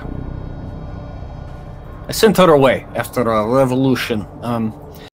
Last name and all is a little bit too close to aristocracy, if you understand my meaning. So, threats against my life and family's life, I sent her over to Peru for safety. Then things go quiet, and then I find out that, well, I mean, you know what happened to her. Do you believe that there are those who have powers over life itself, Mr. Romanovich? Well, I know I have power over life and death, but I assume you mean in the more grand sense, not in the typical, like, I can kill you because It is common knowledge that a man may kill a man, Mr. Romanovich. What I am speaking to here is something more, something greater. Well, I mean, I have seen things, especially in these last 6 years. I mean, I've seen monsters made of maggots. I have survived said monsters. I have seen invisible monsters. I have seen quite visible monsters. I have seen Men who cannot deal with their own actions, and so they go to blame others for their own shame. Is Miss Jordan one such person? Yeah, she's quite. She quite understands exactly what she is. No. Is Dr. Ernest one such person? I believe so. I do not think he can reconcile what he did in New York. I think it eats at him. In every action that we do, he judges quite harshly because he is looking at himself and not able to cope with that which he did. I see. Have you ever had any share or soul visions or experiences, Mr. Romanovich? Yes, a couple times. Most recently, we all went to a hotel where there were people that could not be there. People that were dead. People that were killed. Halfway around the world. Also, we went to the same hotel twice when we were driving same direction. So that's... unless we went all the way around the world and didn't know it. Of course. Some of your companions have spoken to having witnessed a creature or person by the name of Nyarlathotep. Have you seen or witnessed this creature or person? You made a deal with it, did you not, Mr. Romanovich? I probably made at least second most lucrative deal in my life. Yes. Tell me of the deal, Mr. Romanovich. You know, he is a man who wants power or whatever he is. He just wants us to say his name because it's some kind of worship or something. It's, you know, it's whatever. You know, they say, hey, say my name or I kill you. You know, so I said his name, but then I decide, hey, it is really easy to kill all of his cultists, so maybe, just maybe, I could help him out, just a little bit, by doing what I do, which is providing weapons. I see, Mr. Romanovich, and have you been contacted about where to send these weapons yet? No, not yet. It is quite disappointing. I thought do we you have associates outside of this institution here who would be available to move said weapons? Oh, well, I mean, there are those all across the world. I mean, my organization is best. Would you be willing to name one such person, Mr. Romanovich? Would I be willing? Probably not. No, I'm gonna say no. Yet. No. I see. You see, Mr. Romanovich, it's very imperative that these shipments find their way swiftly. If you have a telephone number I could call, I would very much like to call it. You would? As part of my psychological investigation, of course, Mr. Romanovich. You understand? Well, I mean, I am just petty weapons dealer, obviously. I do not have intellect to understand why you would need to help facilitate the movement of weapons for a said deal with outside party. As part of said party's psychological evaluation, this is beyond me. Mr. Romanovich, were you ever promised protection by the person or creature named Nyarlathotep? Quite yes. He said all I had to do was say his name, and he would, you know, do whatever. Thus far, have you found yourself in any grievous bodily harm while in this institution, Mr. Romanovich? I mean, nothing that I would consider grievous. I mean, you know, the meals are pretty good for, you know, 2 squares a day. That's not bad. You don't get that outside of Russia, or inside of Russia. Trust me. So, no, I mean, I haven't felt quite the necessity to call in such a marker as of yet. You believe this protection is one which must be called in, Mr. Romanovich? Whether it needs to be called or, I mean, this person, he seems like he knew some people around the world. Seems he had connections. The creature wears many masks, it is said by your other companions. I've heard this. I've heard this statement. Yes, we found some masks, actually. So, yes, the masks were retrieved upon your submittal to this institution. Mr. Romanovich, so you have found yourself unharmed while in this institution and just fairly treated. Do you think that just happened on coincidence? Well, I mean, whether it's coincidence or it's providence or divine plan, these things are beyond me. I know this. I made a deal. I intend to keep deal. And, you know, if way is made clear, then I will complete deal. If not, we will improvise. Sometimes you have to go to plan B. Mr. Romanovich, I suggest that you improvise. Scott is going to, like, narrow his eyes. Wait a minute. And he looks right at the doctor, like, dead in the eyes. He's like, Is that you? Are you behind that mask? Mr. Romanovich, if you would give me the telephone number to call or an address to contact. All part of my psychological evaluation, you understand? Well, I do understand.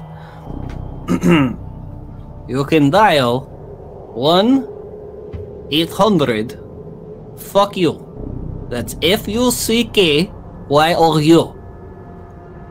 I believe that is standard telephone number length, 7 digits, so should work if you type it in.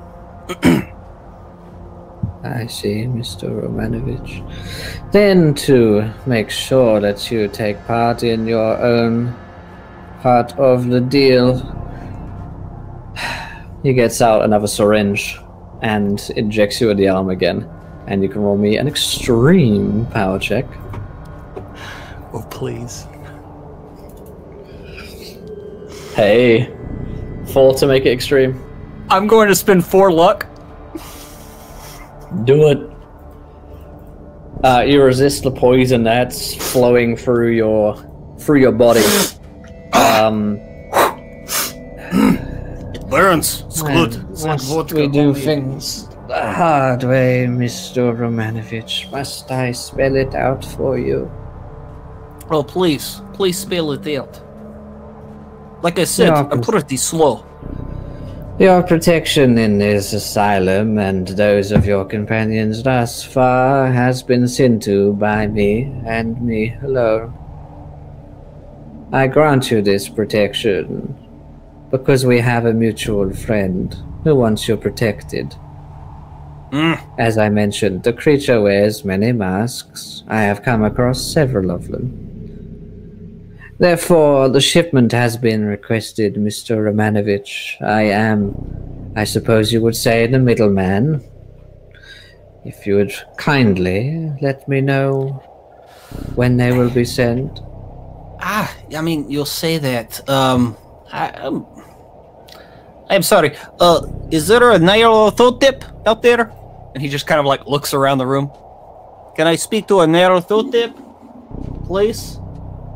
Mr. Romanovich, perhaps I can tell you something which only someone in my position would know. That be? Ask me something that would illuminate your understanding. Ask you something. What deal was it that Marcus made? Mr. Jordan made a deal to save Miss Jordan's life, switching places and becoming the thing in the fog. Ah. Well, it's a bold move, I do admit. Whew. So, I take it that you are either like connected to or actually this person, this Nyarlathotep. I am not the creature itself, Mr. Romanovich, no. Though I do hope to one day witness it the same way that you have. That I merely see to the work, the grand plan. Well, I mean, my only problem is I give you a number to call. I am effectively giving up all of what I have as middleman who made said deal. And you become middleman that does said deal. So, I hope you understand my reluctance. Mr. Romanovich, let me put this to you clearly. If you wish to ever leave this institution, you will give us a number. We can extract it this way or with other methods. If you give it to us, you will be protected. Okay, how about this? How about you just let me dial number? Just bring phone over to hand that is cuffed. I will dial number, and then you can make call. I'm afraid, Mr. Romanovich, time is running out for you. Processing time takes 5 to 7 days. If you reconsider, tell one of the orderlies. Okay. I mean, it will only take me like 10 seconds to enter a number. I don't understand. We have like 7 days, so okay. I'm afraid, Mr. Romanovich, patients aren't allowed to take calls or make them. As I said, if you reconsider, let me know. Processing is 5 to 7 days, after which a final decision will be made. It is in my medical opinion that you're all quite insane. Yes, we're all insane, having same hallucinations, same descriptions. Yes, you are absolutely right. Shared insanity. One of two things will happen, Mr. Romanovich. You will either be executed by the Crown, or you will be allowed into my personal institution for further questioning and treatment. I look forward to talking to you again. It is the second. Tell one of the orderlies when you have decided to come to your senses, Mr. Romanovich. And the two of them take you out moments later, leaving Dr. Straussler behind. Okay. Take it back to your cell. Thrown in there. The three of you go without food or water for the next day, and the orderlies just got shot up with a bunch of drugs. You gotta eat after that. Grade A drugs. There were some grade A drugs. They really were just the best. So a day passes by without food or water. 24 hours without both. You are starving, hungry, and incredibly dehydrated. At this point, your throats are parched. You desperately need some water. But maybe you can find a way to fall asleep, despite the hunger gnawing at you and the thirst as well, becoming almost unbearable under the heavy lights. You wake up. Perhaps it's the morning, perhaps it's the evening. There's no way to track the time. and no one has arrived with food or water still. And it's been, maybe another 8 hours since you've slept. I have to be right back. Let us know what you guys are doing in your solitude. Well, our cozy little padded cells. I'm pretty sure that Catherine, until the water stopped coming, was keeping in her workout routine, because she got to be able to fuck up some orderlies if it comes down to it. So, but then once she realizes food and water isn't coming, she's gonna just stay real still, kind of just preserving that energy. Mm-hmm. Yeah, Koskov, no stranger to conditions that we're now under. Yeah. Yeah, he sleeps a lot. He's like a cat right now. He just is saving up as much energy, using as little as energy as possible, waiting for his moment. Every now and again, he will kind of tap on the door or the walls, seeing if he can, if you are nearby. Basically, kind of a very, very rudimentary Morse code of tapping, just to hear. Just an old prisoner's trick. Yeah, if Catherine would respond if she's able to hear it, which I don't think we can. Stupid padded cell. I'm sure we can. Lucian. What about you, traitor? Yeah. Lucian, who is not used to these conditions and is used to Catherine a much and more both had this happen before. We're like, oh. Okay. Nice style, is essentially not reacting well to the fact that he hasn't eaten or drank in the past 24 hours, in addition to being pumped full of drugs, and he used all his mental strength to just fight that off. He, in his mind, he's barely slept because his mind is racing 100 miles a minute, going over decisions and actions that he's done. 1 minute he's thinking, this is the right thing to do, this is it, you're saving lives. The next minute they're going, well, we're not getting out of here, this is it, this is the end. And he's kind of teetering on each side of those. He occasionally has banged the door to ask for Barrington, which I'm assuming no answer would come, with what little strength. And a lot of the times, if he had any water left, he would be weeping in the corner, trying to get through this. He is probably not in the best of states at the moment, but although he has been flip-flopping, he is still, the only thing that's keeping him going is his morals, that he believes, although he's having bits of doubt, he does believe this is did the right thing to save innocent lives. He's doubling down on that.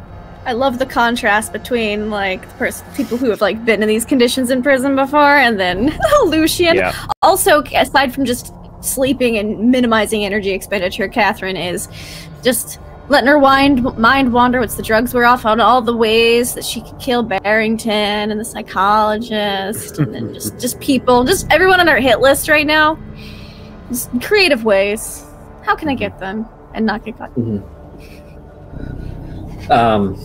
Yeah, second day passes, and long stretch of time just trying to curl up, racking your minds over your plans or what's happened or what you said or what was said to you. And as you go in and out of consciousness and time seems to stretch for an inordinately long amount of time, Ernest, there is the door to your room opens up, and there is Inspector Barrington before you again. He'll try and get it, but he can't. You look like hell. Yes, well, not being given food or water for quite a few hours. For God, I can't even remember how long. We'll do that to you. Come with me. And he'll. And the two orderlies pick you up. Yeah, he won't be able to get up on his own. Yeah. He lets you back into the office and says to the orderlies, "Can one of you bring him some water, please?" maybe some food. One of them sort of grunts. A few moments later, something is brought to you. Barrington's lights a cigarette. Lucian will drink it and eat it immediately. Yeah. Dr. Ernest, psychological evaluation has been submitted by the doctor, Dr. Straussler, and he's found you completely in control of your mental capabilities, which I'm sure is a relief. Well, somewhat, I guess. I've requested... I requested the files as soon as I could. In fact, Dr. Straussler insisted that he needed your assistance in the evaluation of Mr. Romanovich and Miss Jordan. Is that so? Quite strange, certainly, but Dr. Straussler is one of the best. Are you willing to assist him in your investigation? It seems to him as though you had asked for this as well. Yes, of course, I will. Once I have been rested and gotten some more food inside of me, I'll be more than willing to help out my companions, yes. Very well. Then, could I ask something of you? How much do you know of the doctor who is interrogating us? Well, I've seen his file. He's practiced here for a very long time. He's very well considered in the profession. Barrington, you know me. Through the investigation, I did everything I could to assist you and help you stop the murders. Have there been any more murders in London recently? Along the lines of... There have been some strange killings. Yes. Similar? Consistent with the raking claw marks of the creature which you told us about, this thing in the fog. But my investigation currently is not with that. I've been moved away from that investigation and towards this. Why were you moved away from that investigation? Do you know why? Well, most likely, Dr. Ernest, because of you and your companions. I wanted someone who at least knew you somewhat, and I wanted to understand what had happened. Mm-hmm. And if you would indulge, what is your assessment of each of us? Dr. Ernest, I think that you are a good person. I think that your companions are twisted criminals, guilty of a great many crimes. I suspect that you, with your friendship to them, were drawn into committing several crimes as well. Grievous ones at that. I think we've all done a great many terrible things. And I think, Dr. Ernest, if I may be frank, you should be prosecuted for them. Lucian will chuckle a little and smile. Well, at least there's that. I will help the good doctor when... You may yet escape the noose, Dr. Ernest, after having reached out to the white hair and finding the others, allowing to bring them in. I will make the case to the judge that at least you assisted in the investigation.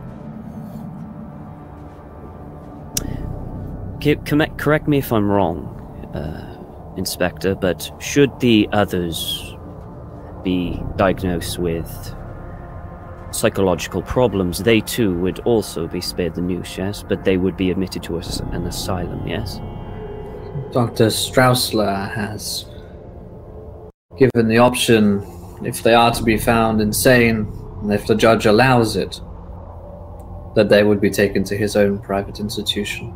He has a very good facility, I hear. They would be kept there forever. Okay, thank you. If I'm frank, Ernest, I'm not sure a judge is going to let that happen. I think these two will keep on committing crimes, keep on killing people, even Not if they get... Not if they get the help, Inspector. Not if they get the help. I'm not sure there's helping them anymore. There is one thing. I have a colleague who is specialized in such things, Dr. Campton. Have you heard of him? I may have heard the name. He was, I was wondering if it would be all possible for you to get a message to him of my current situation. I would very much like his input. He is very good with this kind of thing. I will put in the request, but again, I do not expect the British government to allow this. Could you not do it? Take it to him yourself. I could give you an address. But, I'm afraid I can't. I mean, you said I was a good man. Good Please people let do me- terrible things, Lucian, and you have done some terrible things. I know. Been a party to them. I know. I have given you as much leniency as I can here. Very well. Very well. As you say. Very good. So- You are to stay here for a while. I'll leave you with some food and check that Dr. Straussler is ready. Very well. Okay. He heads out. Meanwhile, Koskov and Catherine, you are left to rot. No food, no water for... I mean, you've at least been probably 48 hours. You're getting closing in on the 72 mark. Very lucid with all the drugs that have been pumped into you now. It's Oh, we're still getting drugs? Yeah, still drugs Yes! coming in. Catherine's okay with this. Yeah. She's like, yeah, I'm hungry, but at least they're drugging me up. Cool. The drugs seem to be keeping you awake for the most part, if not fully lucid. Koskov, a few hours later, there's a cat in your room, and suddenly it overtakes everything.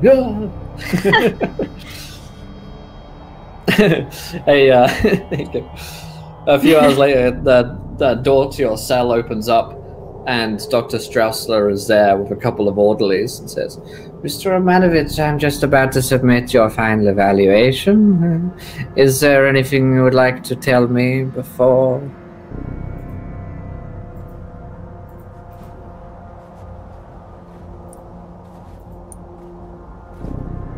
You're muted. Oh, you're muted. You're not telling him anything. I admire it, Koskov. Yeah. I'm just pantomiming. This is what you dial. You dial 382-5968. There you go. That is the number that you call. Can I have vodka, please? Mr. Romanovich, if you give us a name or a telephone number. I literally just gave you a telephone number. I just happened like 10 seconds, 20 seconds ago. Eh? You would like some vodka, Dr. Romanovich? I would love vodka. Vodka's good. Then, a real telephone number, Mr. Romanovich. I'm not a fool. I mean, you'll say that, but I mean, I gave it. You didn't even try it. That's the thing. It is mind-boggling. But at this point, you know, who knows what the real number is? I could be giving it to you right now, but because of my contrary attitude, you will not take credence with what I am telling you. But hey, just keeping my part of the bargain. Mr. Romanovich, my final evaluation involves a cat. It is CAT scan. It is typical medical procedure. Here. God damn. Take it over. I am just going to leave this because it is how my world is feeling right now. Mr. Romanovich, I have requested Dr. Ernest to assist me in my final evaluation. Oh. So you're saying Dr. Ernest will be there?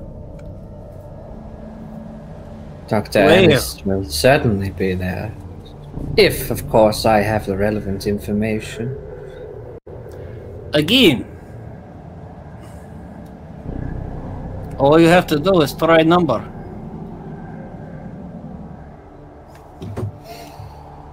He looks the other. Try the number, and then come back.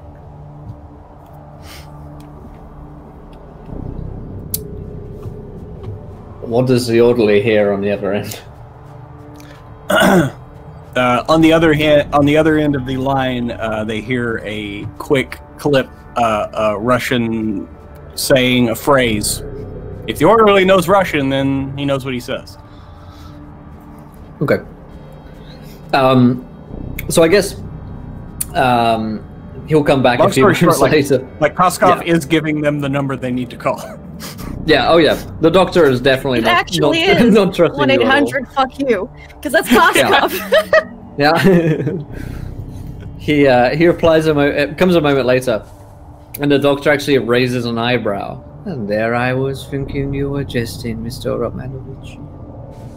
Well, I mean, I make deal and I try to go along with it. I'm very confused if you say you're with the same person that I am. I does not feel this way. I do not feel safe, and way made clear. Although, having conversation with good Dr. Lucian would go a long way to making amends for earlier discounting of my information. Yes. Well, then you best come with me, Mr. Romanovich. And he will get up and start moving probably the first time in about 2 days. Koskov, he's been here before. Again, he literally kind of went into hibernation mode once they quit giving him food and water. And so he stands up, joints popping, as he does. Just kind of loosens and limbers up a bit. And then follows the orderly. They take you to the same room that you were in before. This time you're not manacled. Still in a straitjacket. And you're left to sit there. Miss Jordan, a few minutes later, the door to your cell opens up, and Mr. Strausler arrives with a few orderlies. Miss Jordan, how are you feeling?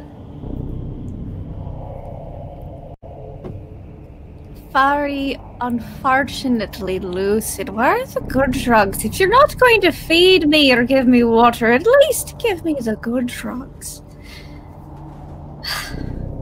Of course, Miss Jordan. Would you like to come with me? Sure.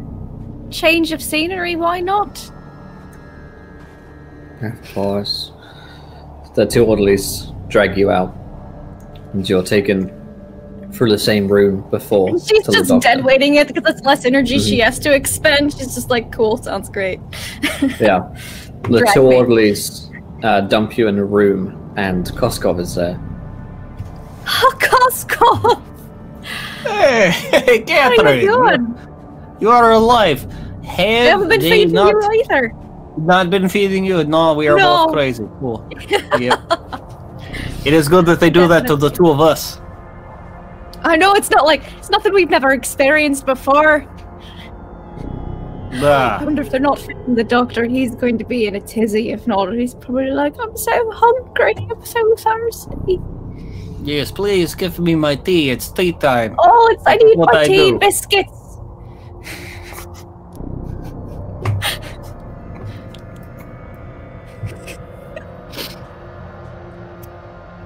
Am I in a straitjacket too, or just Koskov? Yeah. You're both Okay, from we're both in straight straight jackets. Great. Love your outfit, by the way. It's very, very dashing. Well, if I know you were wearing same thing, I would have changed. But you know, it is way of world. I suppose that's just how it goes sometimes. Meanwhile, as you guys are having this chat, Dr. Ernest, a few moments later, Dr. Straussler comes into the room with where Inspector Barrington was moments before. Ah, Mr. Ernest, it's good to see you again.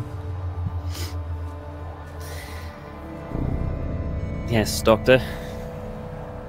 How are you feeling? I am feeling rather malnourished, thirsty, and hungry. Of course, naturally.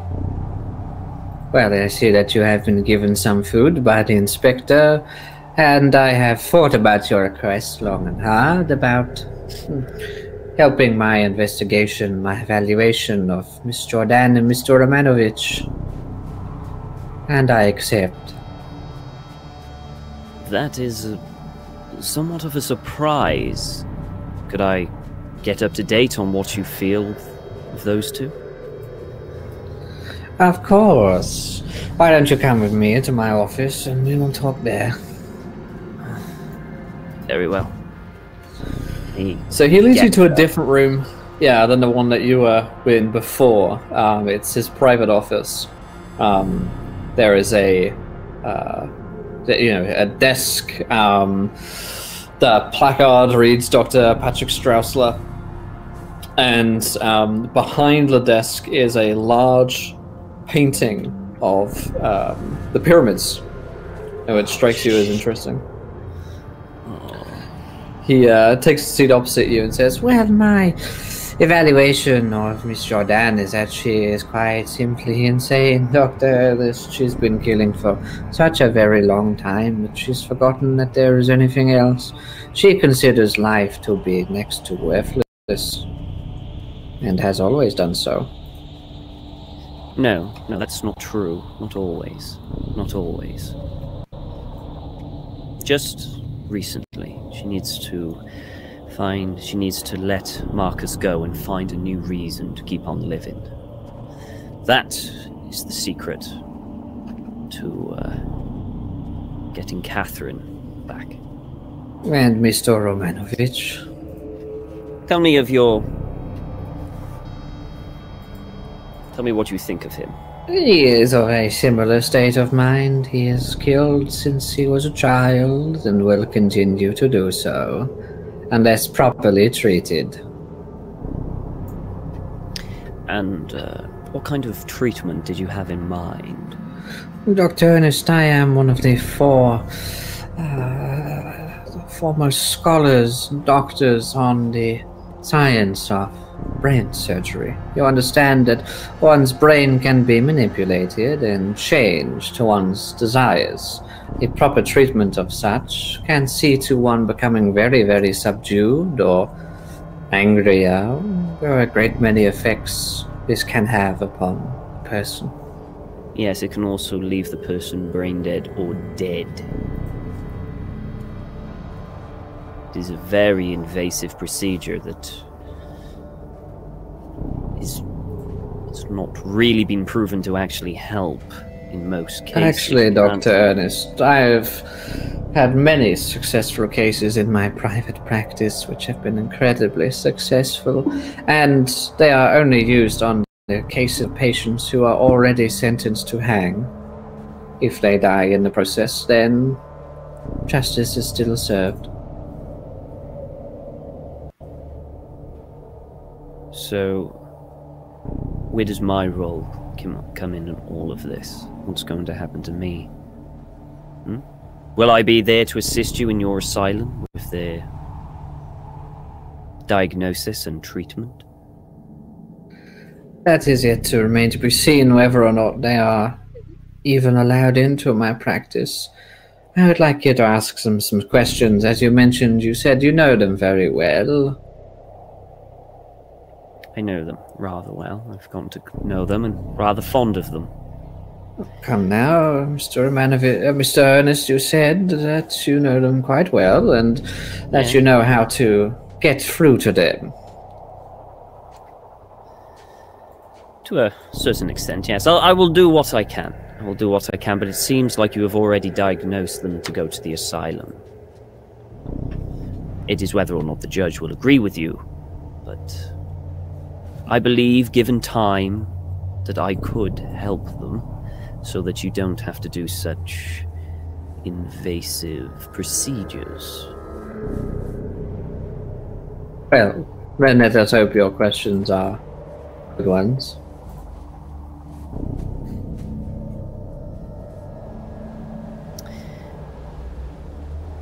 When will I see them?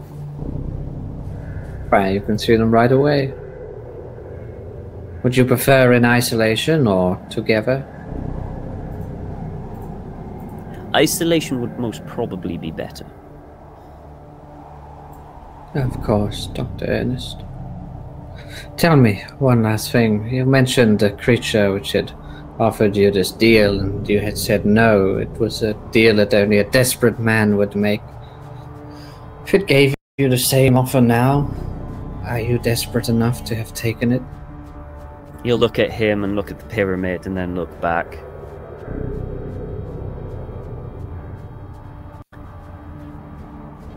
No, I would still not take the deal.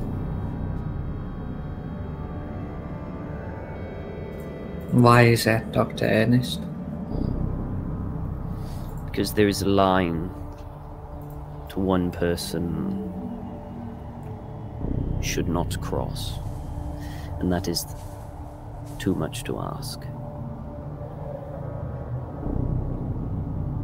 To give up your very soul is... I will not do it.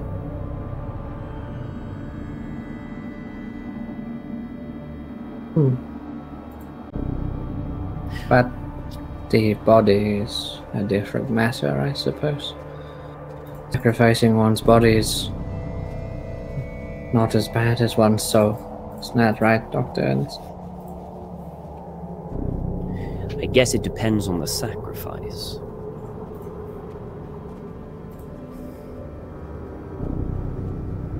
Many people during the Great War gave the ultimate sacrifice.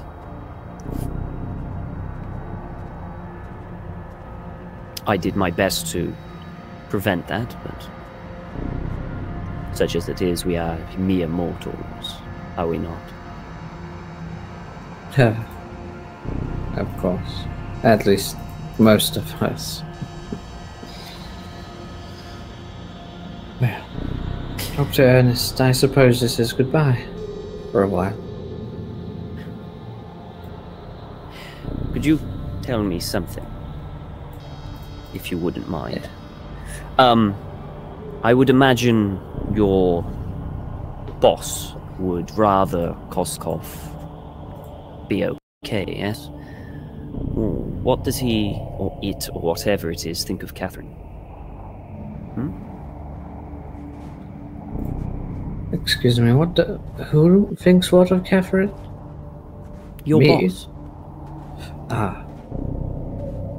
Well, I'm not quite sure. It remains to be seen when I submit the evaluation.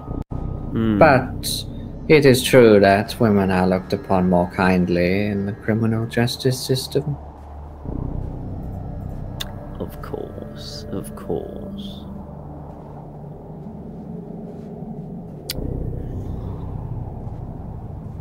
Well, is there anything else you would like to ask me?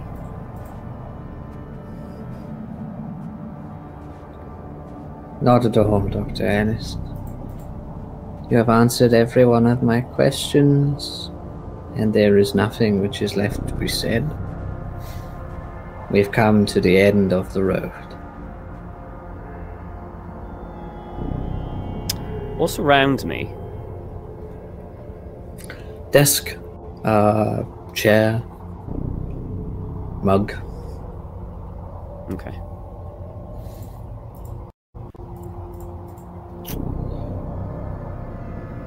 So, where do I go now, huh? Through here, Dr. Ernest, if you would. of orderlies follow behind you, and they open up a door, and you see Koskov and Catherine standing in the room. And Catherine's at this point like, you think you could get these buckles undone with your teeth? Lucian will actively laugh at that. You're muted, Pruitt.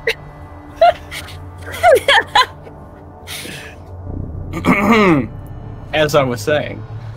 And Koskov will be like, there is time for that later, Catherine, and then looks up and sees Lucian and just like goes cold.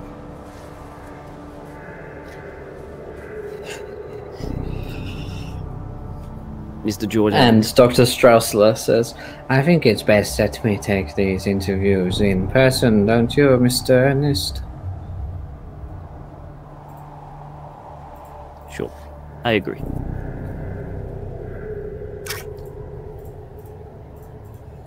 The two orderlies push you into the room and close the door. Goodbye, Dr. Ernest. He'll just lean up against the wall and tap his head and turn around, and the sheer look of just acceptance and defeat is on his face. And he... So, how have you been treated? Pretty hungry. What you cause? I do have a hunger, Catherine. And Bit it of will thirst, be sated. You could say that. I have a hunger and a thirst. They will be sated momentarily. How about you, Doctor? Has your place in this world seen an advancement since your last actions? Oh, no. They have been somewhat rapidly declined, I suppose you could say. Yet, I can understand that. at the end of the day, I guess it was inevitable. Was it? Well, I mean, you were the one who called the police on us. Yeah. Inevitable is really not the term I don't think you should be using. No, I thought inevitably by the end of that day we would be on the plane to Australia, but Or boat. here we are. A boat, yes. I would not want to count out that mode of transportation, no. Yes, that was an interesting plan, but did you take one moment to stop and think that the British government would really let you leave the country with everything? It's not a matter of them letting us leave the country. And It's tell me, us just Catherine, getting out of the country. how would you have gotten out of a country you barely know? I mean, for example, you needed me to navigate you around. How would you have gotten out of the country? Doctor, I'm Irish. I've been up and down this entire country, killing people for quite a long time. I actually almost got banned from the United Kingdom before I went international. It's what helped, lay low for a little while. I didn't need you to guide us around. It was just convenient. Also, I'm not faint at the sight of blood. Oh no, she doesn't have the constitution for murder. That's just... I don't... I'm very familiar with this country, and a good many of others. Yes, it is quite Doctor, possible. Doctor, you know what we do, huh? I mean, we have told you. I do know what you do. Yes, I okay. But during So those times, with regards to that knowledge, do you not think we know how to get in and out of countries without said country letting us knowing? With this the is Secret the thing. Service keeping an eye on every single movement you are doing? No, I don't believe you could have got out of the country.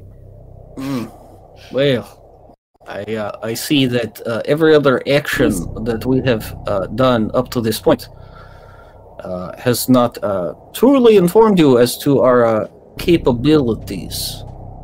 Perhaps. Also, I'm pretty sure the Secret Service didn't do a lot about it, but that a lot of it was reported to them via certain someone. Well, And that's yes, I mean, It is true, but you would be naive to think that the Secret Service was not keeping an eye on us. well, I mean, they asked us to do these things. I figure they are watching. Exactly. But,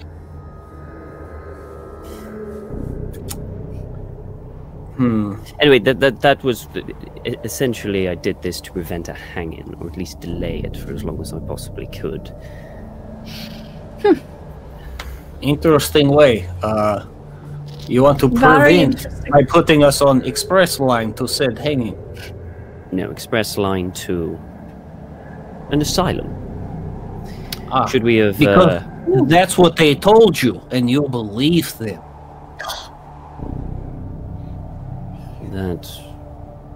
That is where your current path is going.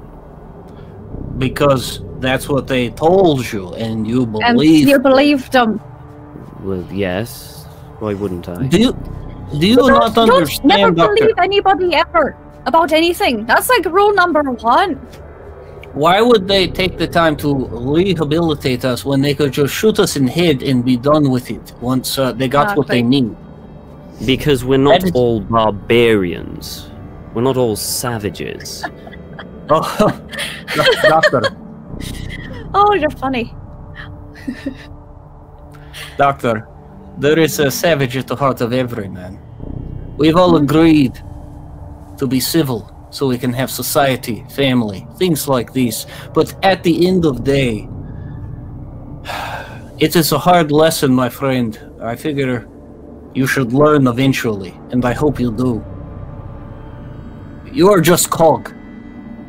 They don't care what you can do. They don't care what you can provide. They will replace you. That is what they do. I choose not to be part of system. I am not cog. Right. You, sir, you are cog. Big Right. cog. Or little cog. It's probably Right. pretty Doesn't little, matter. actually. So Probably those- small cog. I see. I see. Nothing to be ashamed of. So those. Okay, if that is what you believe, perhaps I was. It is the foolish to reality of believe- the world, Doctor. Perhaps I was foolish to believe that the medical system of this country could help. Something that I have believed in my entire life. Perhaps it was foolish of me to think. But I truly do believe that I could help you given the time.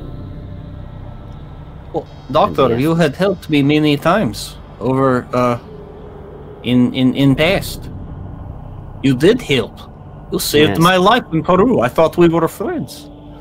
We are. I've been open and honest with who I am with you, and you have decided to judge me. That is what has occurred. You're right. In a sense, I have decided to judge you. You are right. I could not accept your lack of compassion towards the innocents that would be caught in your crossfire. I'm sorry, There that are no is innocents. perhaps a fault of my own. In your Doctor- eyes, for me, I find it a strength. That Doctor, when have you seen me just kill anybody? Like, just because I feel like it? Has it not always been in pursuit of what we are after? These cultists, this craziness that is going so on in the world. anyone- Just because I have the strength to do what is necessary, I will not sit by because you cannot handle your own misdeeds. Because you cannot handle the guilt. Because you cannot handle the shame. You want to heap that on me, on Catherine. Has she not been through enough? Just because you cannot deal with your own shortcomings? I don't want any more people to die. That is what I want. No more innocents People to die. regardless. Yes, but it's not the first thing that we should go to. We should at least look at other avenues, not just instantly go for a gun and pull the trigger without And he'll lean up against the wall and just kind of slump down.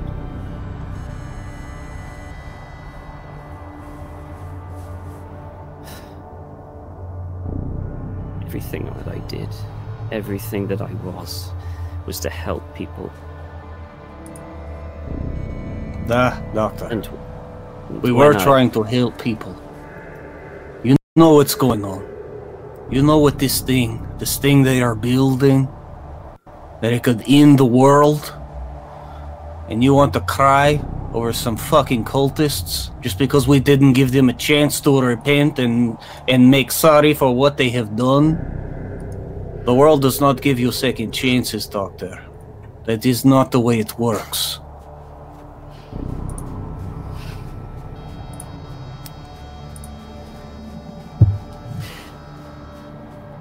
So you would kill everyone in your way to complete the mission, yes?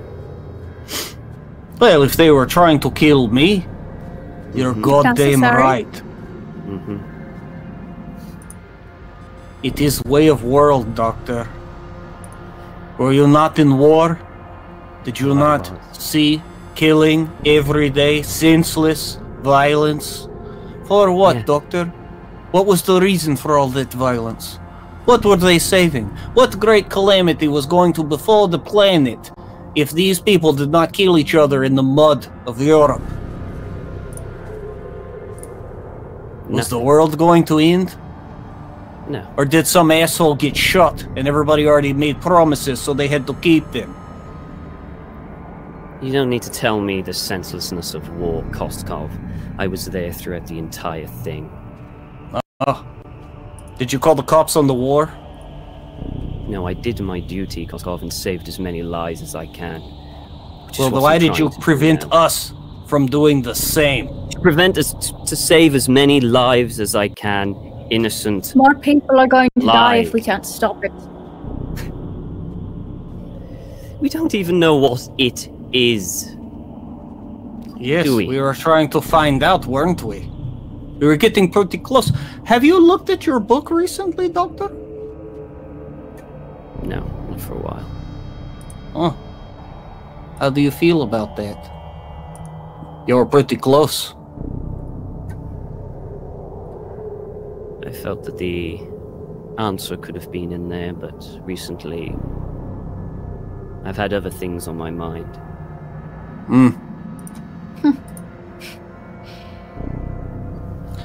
Well, what do you suppose should happen now, Doctor? Now?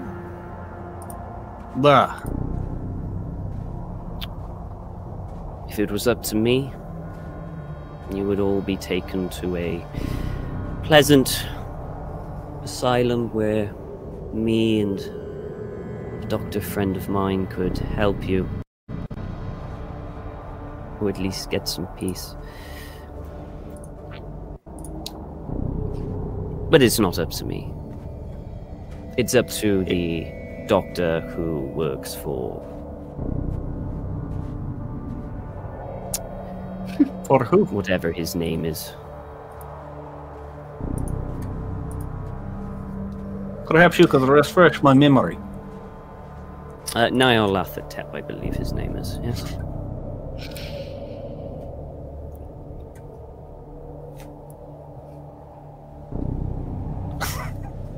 Wait, it doesn't work that way? Not quite. You don't quite summon. You gotta say it 3 times into a... into Oh, a you're mirror. there. In dark. Oh, it's a good try, Koskov. It's a good try. At least you got him to say it. I did get him to say it. He almost cussed earlier. Did you see that, Kathy? I know. I was almost proud for a moment. In all of the he almost- disappointment I've had, I almost had just a smidgen of pride. It is Well. a shame, really, that It is. I never got a chance to actually help. And I did do this to help. as I know Yes. you don't see it, but I did truly try to do this to help. Maybe, Doctor. Maybe. But, who is going to act on information that we have found now? Do you see British government doing what is needed to finish the job? Honestly, no, I'm being serious. Do you really see them following through? Do you see them believing what we have said without seeing what we have seen? I don't know. Probably not. No. They don't believe No. us. However, They just think we're Probably crazy. not. No. You know what that means, Doctor? We still have job to do. I know. I know. Good. It is good. Koskov's right hand lights on fire. And I think at that point, that's where we're going to end tonight's episode of Masks can of you get me? Nyarlathotep. Burns through the straitjacket. Oh boy. Ooh, yeah. It's gonna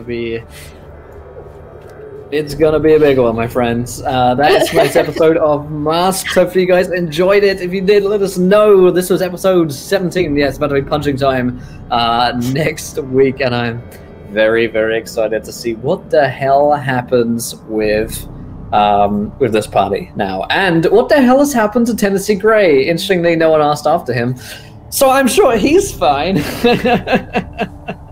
We just assume Lucy's dear. gotten him out or something. We're not worried. Probably, that's probably the case. But we have a new show starting here in just a few seconds' time. It's episode 1 of Adventures in Middle-earth. It's a D&D 5e Lord of the Rings game that I'm in the DMC for. We're playing with Pruitt here, Jim fucking Davison, Charlie, Madame Gandalf, and Hazard. So stick with us for a adventure into the Tolkien world in just a few moments' time. But let's go around the cast and the crew. Did we enjoy ourselves? Where can we find you guys online? Let's start with Lindy. How's that tonight for you?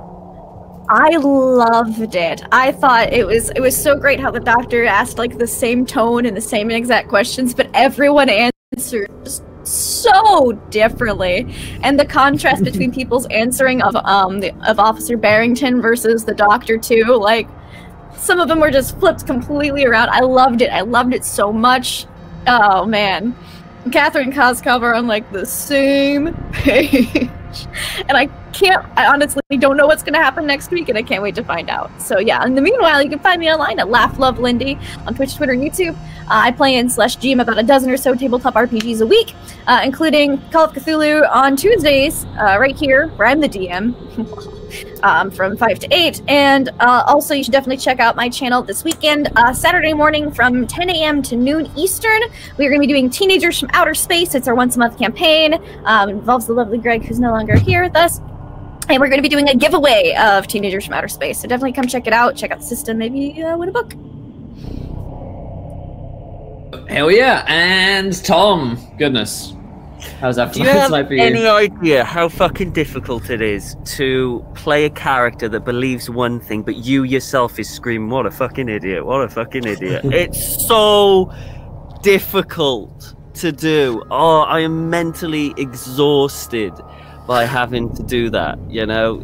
I mean, his entire world is shattering around him because throughout his entire life, he's believed in the system, he's believed it works, you know? And then all of this just comes shattering down, and he was, you know, his idea was mainly because he truly believed they wouldn't get out of the country, and his idea was, right, get him into asylum, help him he can, then help him to get out. That was his idea, that was his thing, but he didn't realize who the fuck was going to be thinking him. So, oh my god. So it is incredibly difficult to play, but it was fun. It was fun. I do have another character ready and waiting. Definitely have another character ready and waiting. He's got an incredible name. I can't wait to I know.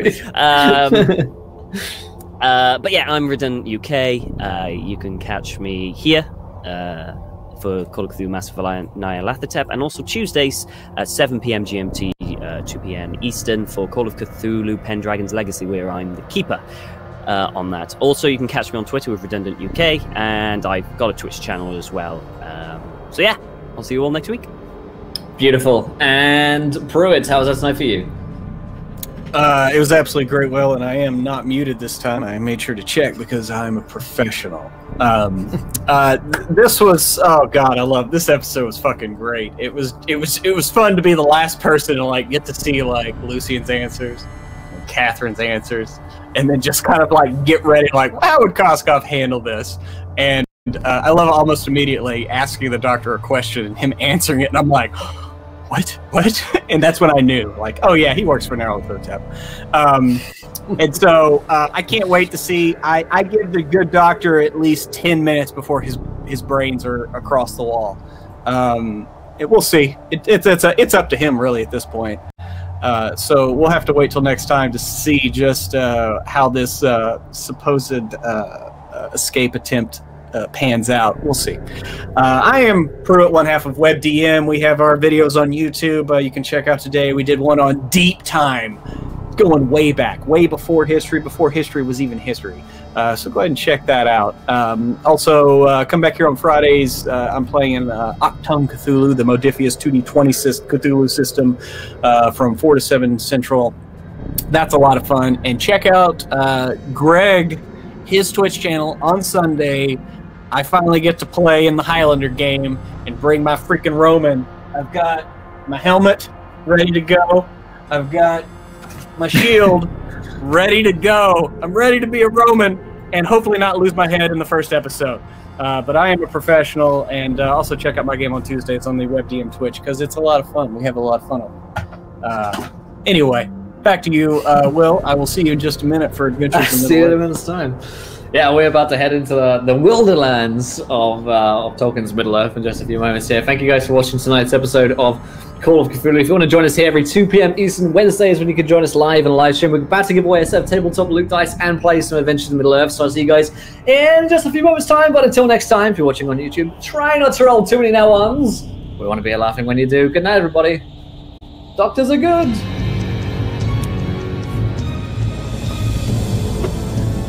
Oh my gosh, so